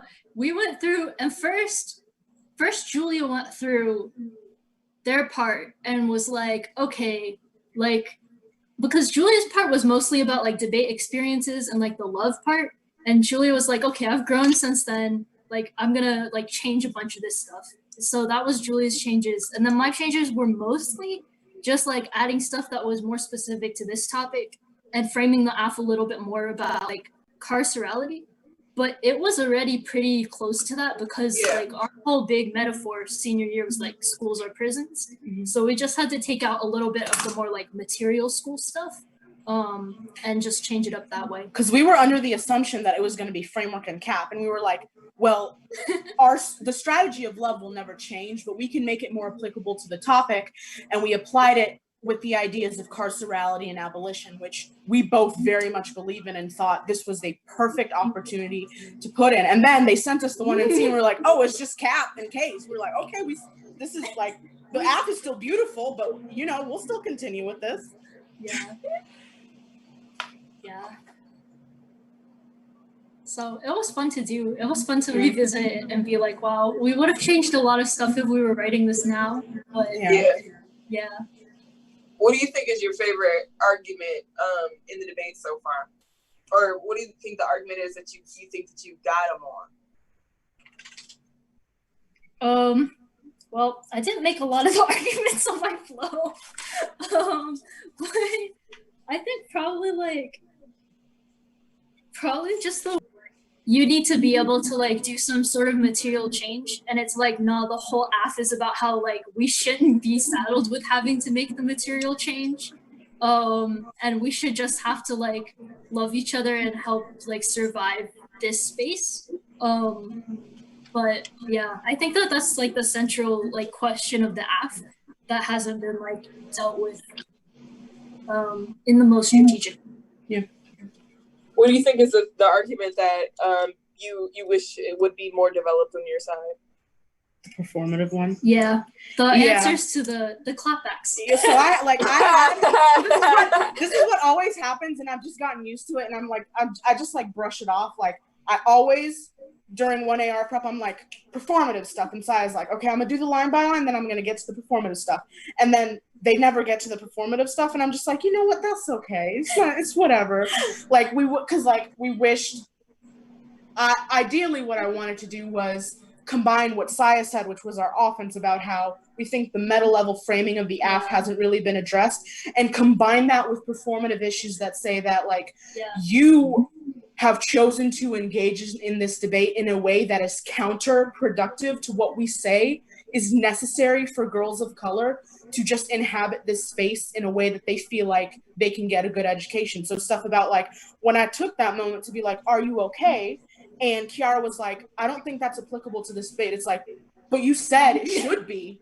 And also when Matt was just like, black women, I'm like, yes, black women, but indigenous people too. Like, why are you obfuscating women and girls of color with only black women? Like, we think that's extremely problematic.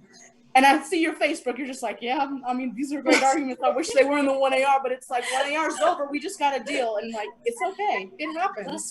It's okay. It's the 1AR failure. It's but okay. It's okay. You know, I'm not angry. I was like, I'm not angry. Julia, I'm not angry.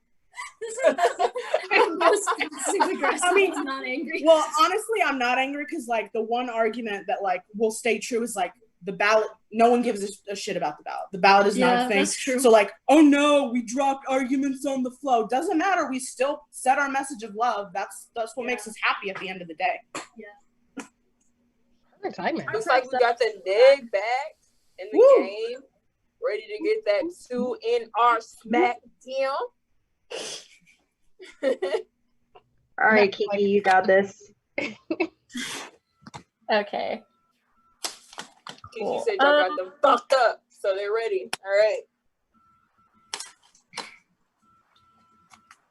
You could load. It'll be mostly just case. Cool. I'll try to be. Yeah. Hey, I have a question for the people participating in this round. How did y'all did y'all create separate flows? Because I know that, like, everybody, like, when it became time for a roadmap, everybody was like, you know, kind of just like, yeah, how am I explain this right now? Did you flow these arguments, like, on different flows? Yeah.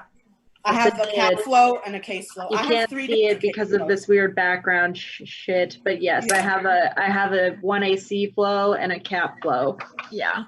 Same here. I have a flow, a case flow, and a cross-X flow. So I have a cap flow, and then I have 3 case flows. One is all accessibility arguments, one is burden arguments, and one is all other miscellaneous arguments.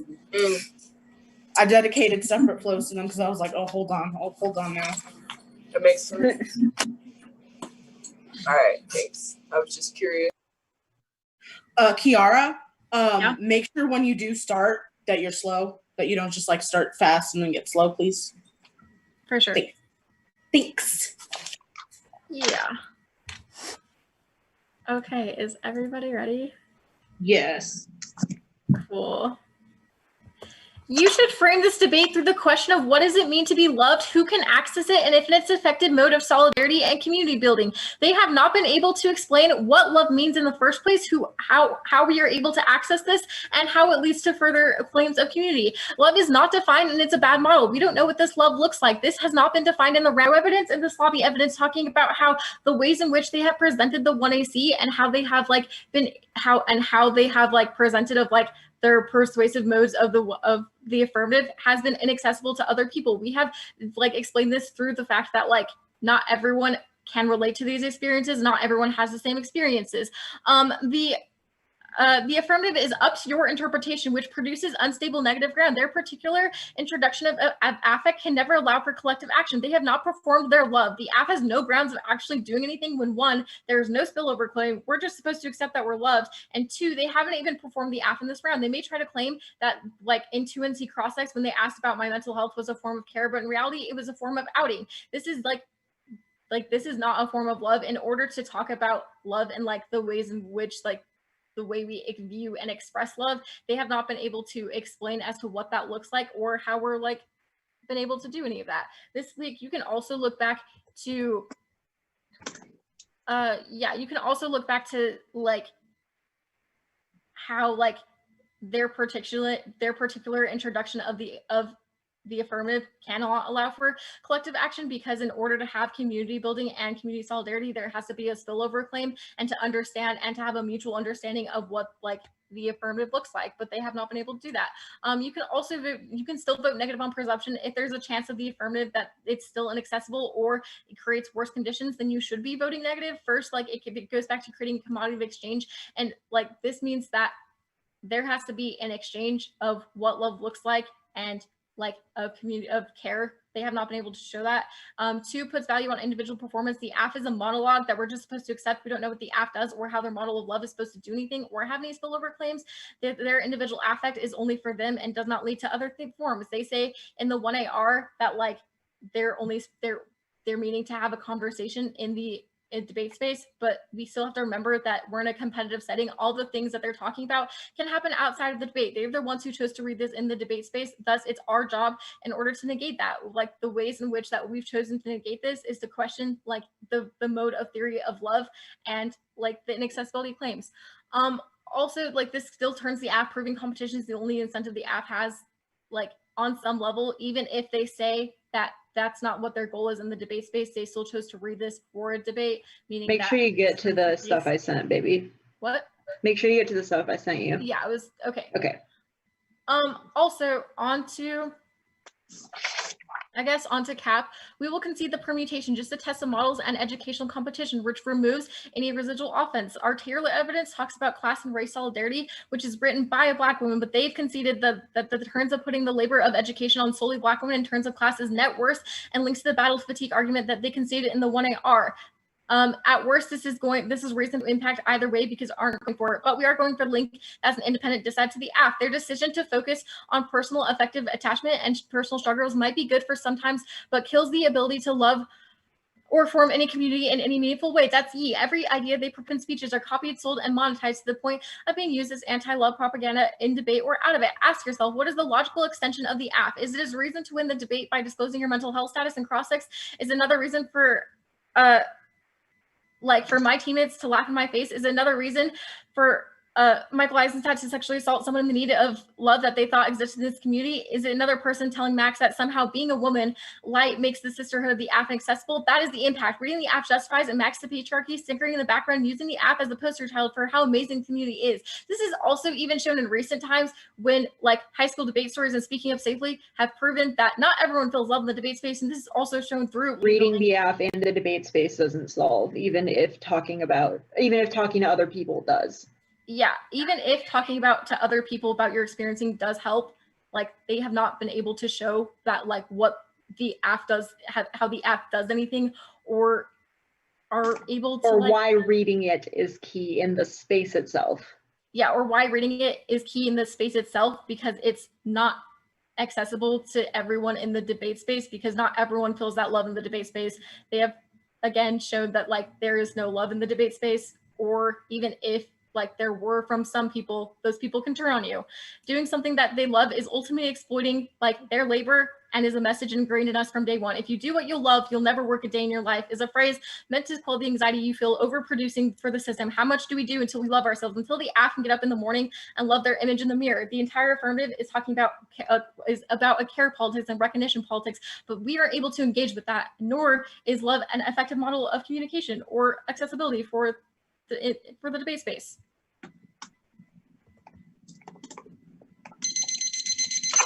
Cool. All right. So how long do y'all have? How much time do you have? 2:26. Okay.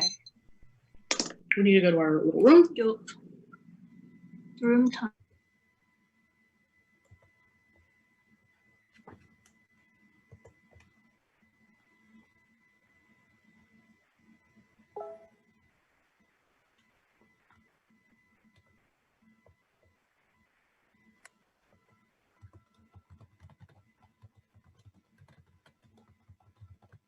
I think I moved all the students. Ruthie, you should be able to, Ronak, you should be able to move too. Everyone should be able to move into AF prep room.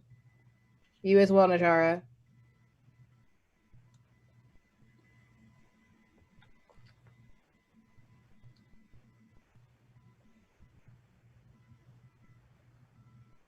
All right. Squid, I think because it's like short, we can take the mic off for a sec, like for now, because like there's not another neg speech. So for the next few seconds, are you there, Squid? No. Welcome to debate fatigue. Okay. Start sing. Okay, no. Light. Wait, no. Is this a game? No light. Decides to be.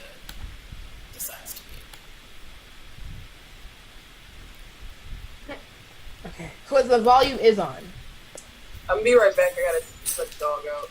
Heard you. What's this volume? I just need to know if the volume's on.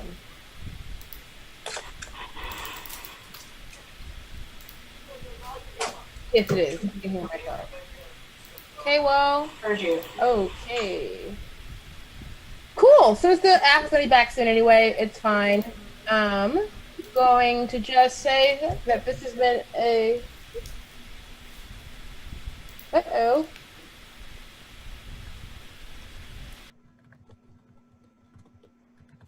Squid.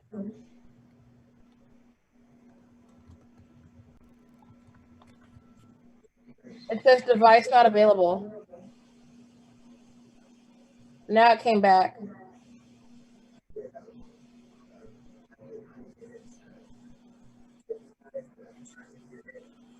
Okay. Perfect. Ah, I needed that moment.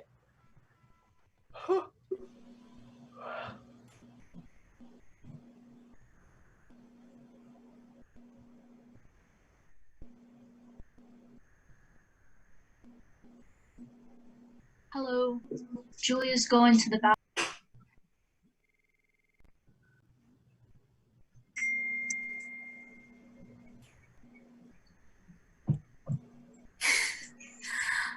I will say free advice to anybody who's like a student who is considering doing K-Debate.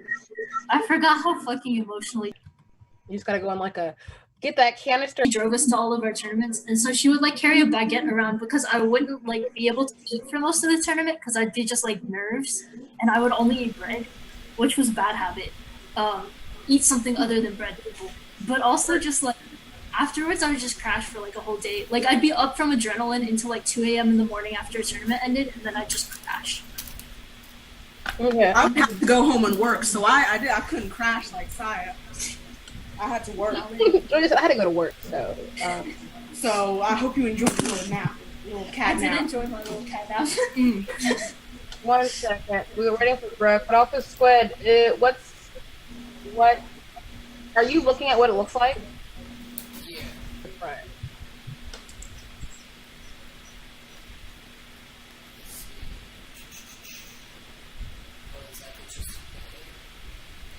It wasn't really in the 1 AR. It was sort of. They do. This was just our debate career. Our debate career was you dropping shit in the 1 AR and then turning to me in the 2 AR like, you're gonna talk about the shit I dropped, right? And I'm like, yeah, but still. If we could stay like this, Squid, I don't know what. Oh, heard you. Also, I think for your room, like, in terms of the stream.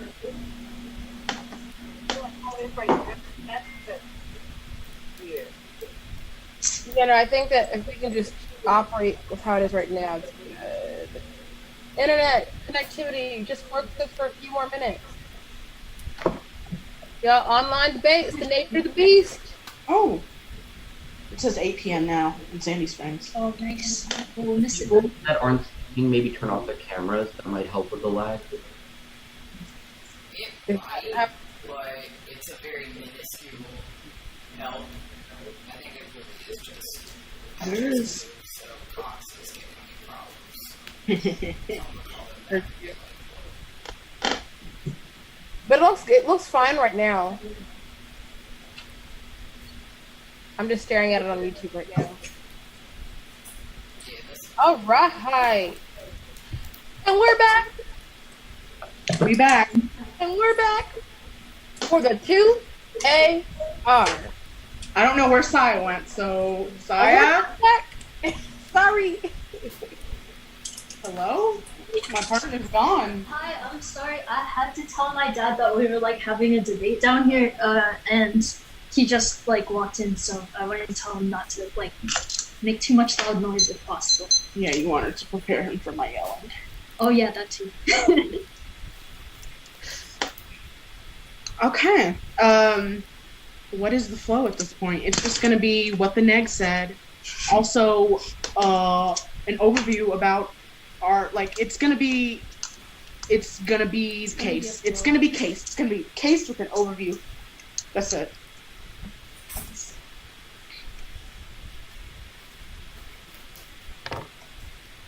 Anyone not ready?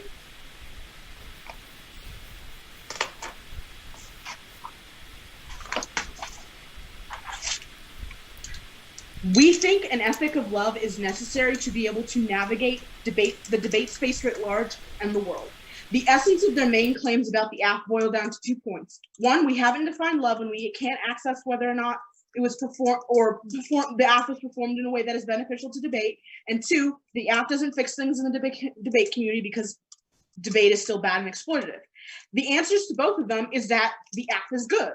The love we're offering is not something that can be defined. It's affective. It's something other people feel, and we're offering it to other girls and women of color in debate. So we validate what they do and say, yes, it's difficult. Yes, this fucking activity sucks. Yes, like all these things that Kiara mentioned, sexual abuse, like having to talk about mental issues and fucking like getting anxiety because of this activity. All of these things are things that happen in debate that we never claim to solve, and we think we should not be burdened to solve because we already have enough on our plates. We're saying that in spite of all these things that are happening, people's existence inside of this space and people's existence if they choose to leave this space are valid, because love, an ethic of love is necessary for them to understand that whatever education they choose to produce is valid for them and is something that they can use to create change within their own communities or for themselves. That is the point of the app. It makes it so it's easier to get up in the morning and go to these tournaments, even though it's going to be hell. They say that individual is inaccessible because not everyone has the same starting point. The whole purpose of the app is saying is that there is a multiplicity of identities and starting points for very many different girls and women of color in this activity. We respect those starting points and we say whichever starting point you choose to engage in, we will love you and recognize that that may be a strategy you need to get through the day. They say that the app is just interpretation and it's bad for neg ground. They don't really have an impact to why neg ground is bad besides it's bad for education. And we say that we think the education we have fostered in this debate about love being good in order to create strategies to cope with pain is a good thing. We also think that all of their ballot arguments ultimately don't matter because we don't care about the ballot. This is not about competitiveness, because this is just about talking to other girls and women of color and letting them know that they are loved in spite of whatever violence they face. There is no ultimate goal to this besides letting them know they're loved. They say there has to be an exchange of what love looks like. That looks like feeling the emotions we've expressed to you. They say the aff is a monologue and the affect is only for us. So I'm just going to answer this right here. The aff isn't a monologue because the whole point of it is saying that you can interpret the love in whatever way you want to. The people of color watching this debate have already the women of color in this debate have already interpreted that love to mean something for them. For Kiara, she thought that the love trying to, or rather they, if it's they, I didn't get before the round, I'm sorry, but it is she, okay. That the love I was trying to express in cross-sex was a form of outing. I understand that you don't have to reciprocate that love to me, but it is an example of why these certain things are necessary so we can address the emotional impacts debate has on people.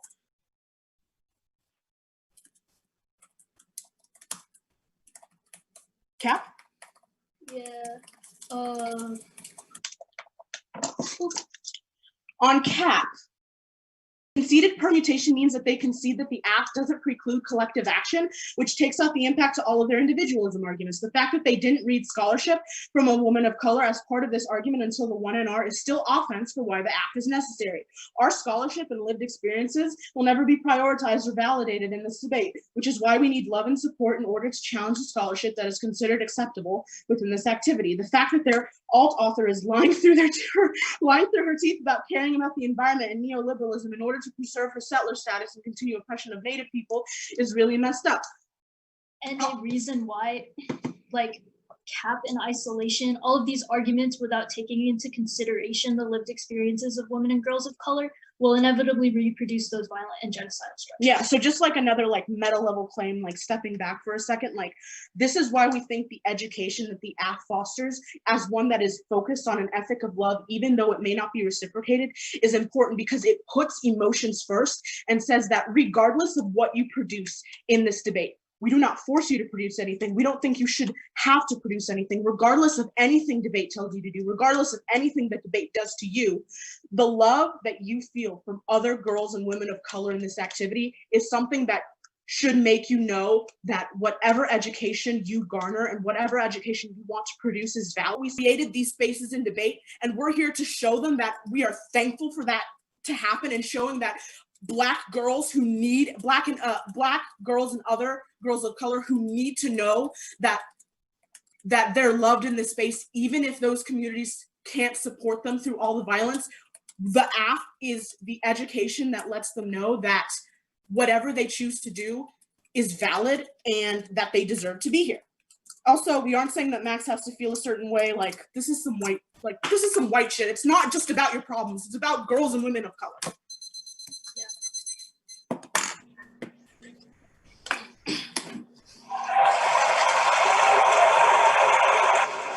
Congrats on participating. I couldn't do that.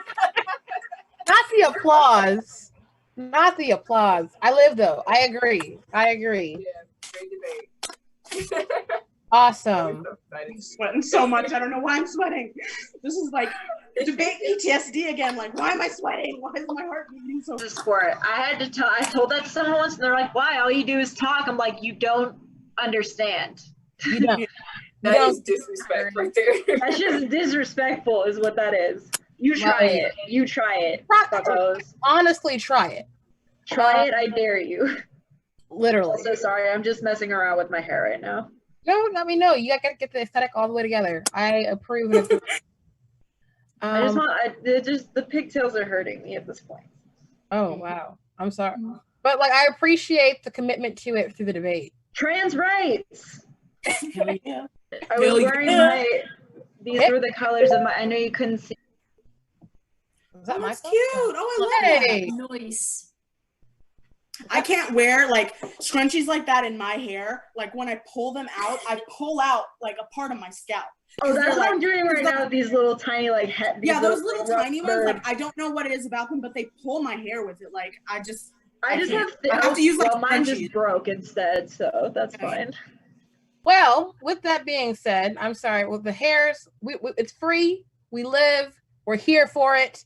But yeah, y'all, I'm so super duper appreciative for the individuals who participated in this debate and for Brooke being the moderator on par. Excellent one.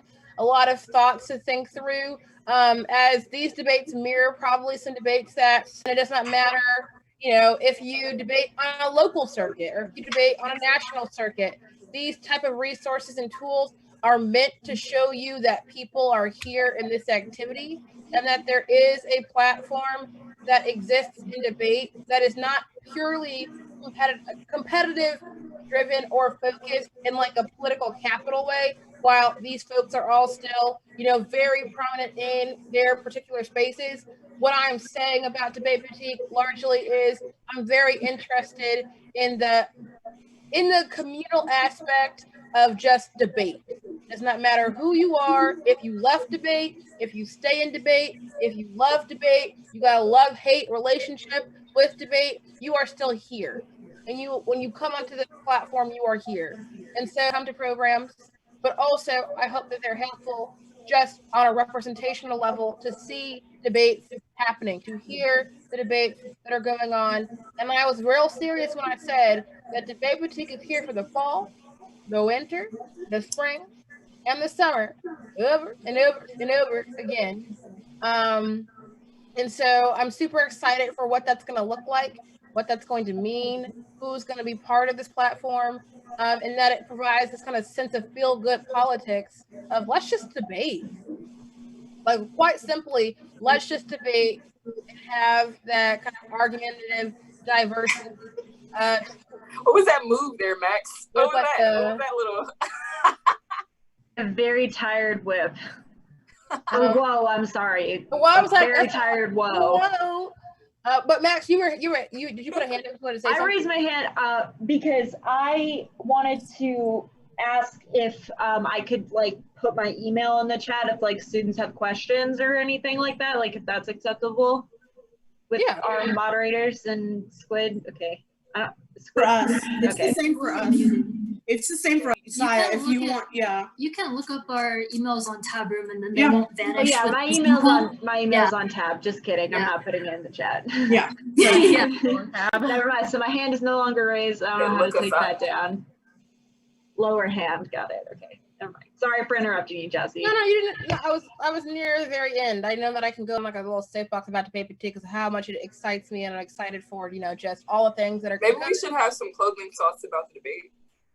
I was gonna do that off camera in terms of them describing to the students who are here, but we could do that on camera, too. Doesn't matter to me. But let me look at this really quickly. We can do closing thoughts, just like in terms of.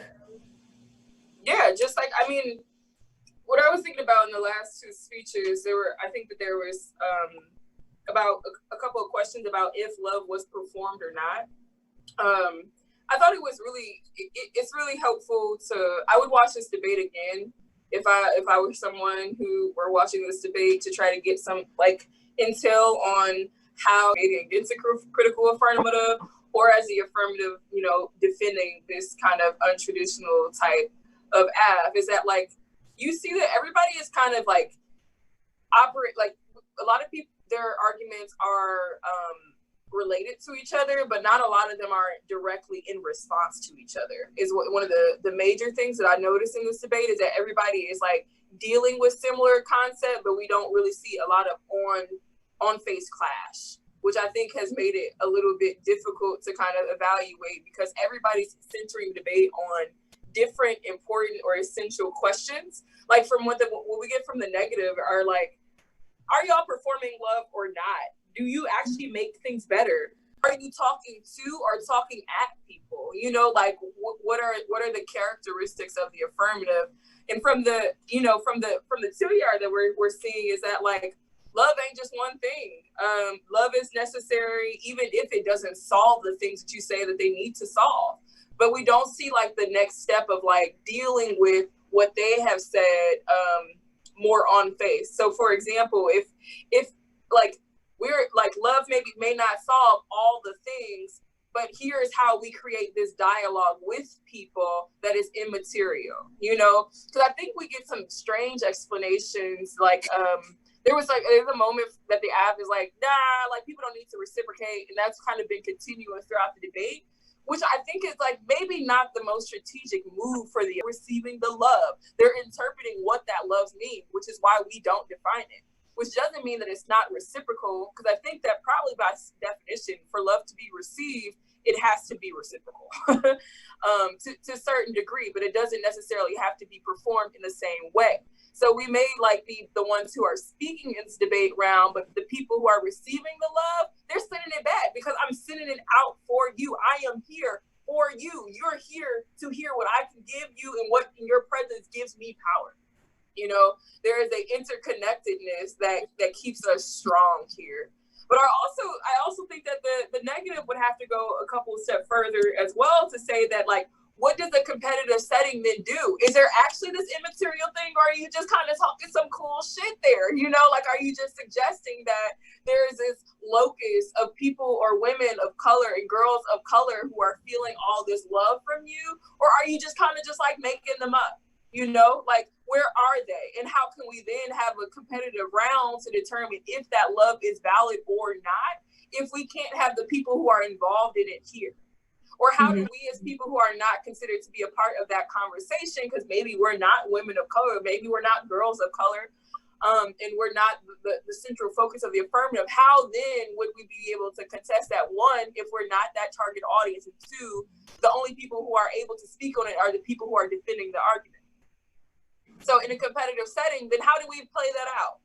You know, these are the kind of things that like take the argument to the next step, that finish out the thought, that I think is important for these kind of debates. And I think you'll see it at a lot of points. So if you rewatch this, you know, go into the Exodus debate or the Debate Boutique YouTube page to rewatch this video, I would encourage you to find those moments where they didn't finish their thought so that you can finish it for them. Try to give that speech again, you know, and see about where you can make that argument stronger by finishing out the thought. Because when you leave it incomplete like that, people don't get it. You know, we have those debates where it's like everybody's in the hallway like, I don't know, I feel like I said this and I hope they get it like that. It shouldn't be no room for that. It shouldn't be no room for that. You should be making the argument so clear that you can be sitting in the room and be like, what you think about? I actually finished it. They didn't. They left it up to grabs. I not only explained to you offensively why the things that I'm doing are so good, but I've dealt with anything they said that possibly says why we're bad or why it doesn't do the good thing that we said. I've dealt with all of that, but they have only just kind of made half constructed arguments. You know, if your argument, if the affirmative and the negative are houses, then they're only like they're a tent, in a shabbily built tent. And we're a brick house over here. So we don't need to, you know, worry about how the judge is going to be able to deliberate, because at the end of the day, we have the most complete structure, the structure that's built to survive. Regardless of what the judge might come in terms of their own biases, if I can complete that thought, then it's not so much about, you know, even for those people who are about really, really technical debate. That's how you kind of can win over folks when you're doing untraditional styles of debating, is by being able to technically win on the flow. And you do that by having a structured and complete argument. And that part, I don't really have much more to add than the big words from Brooke Kimbrough. Thank you so much. Thank you, Brooke. For everyone taking some of their time to debate. So like you said, it comes with a lot of labor. So I really appreciate that a ton. I really do. But there's nothing more that I've got. Run it back on the YouTube, if you will, if you missed it. And that's all. Share. I feel like they didn't do that. To the Discord, let's meet up in the Discord in 15 minutes, finish out the last hour of Debate Boutique. Okay? Squid. I'm here. Yeah, I'm just trying to. It's laggy. Can I end the Zoom or no? Oh, Keep it yeah, open. go. Session, folks. Let's meet in the Discord at 3.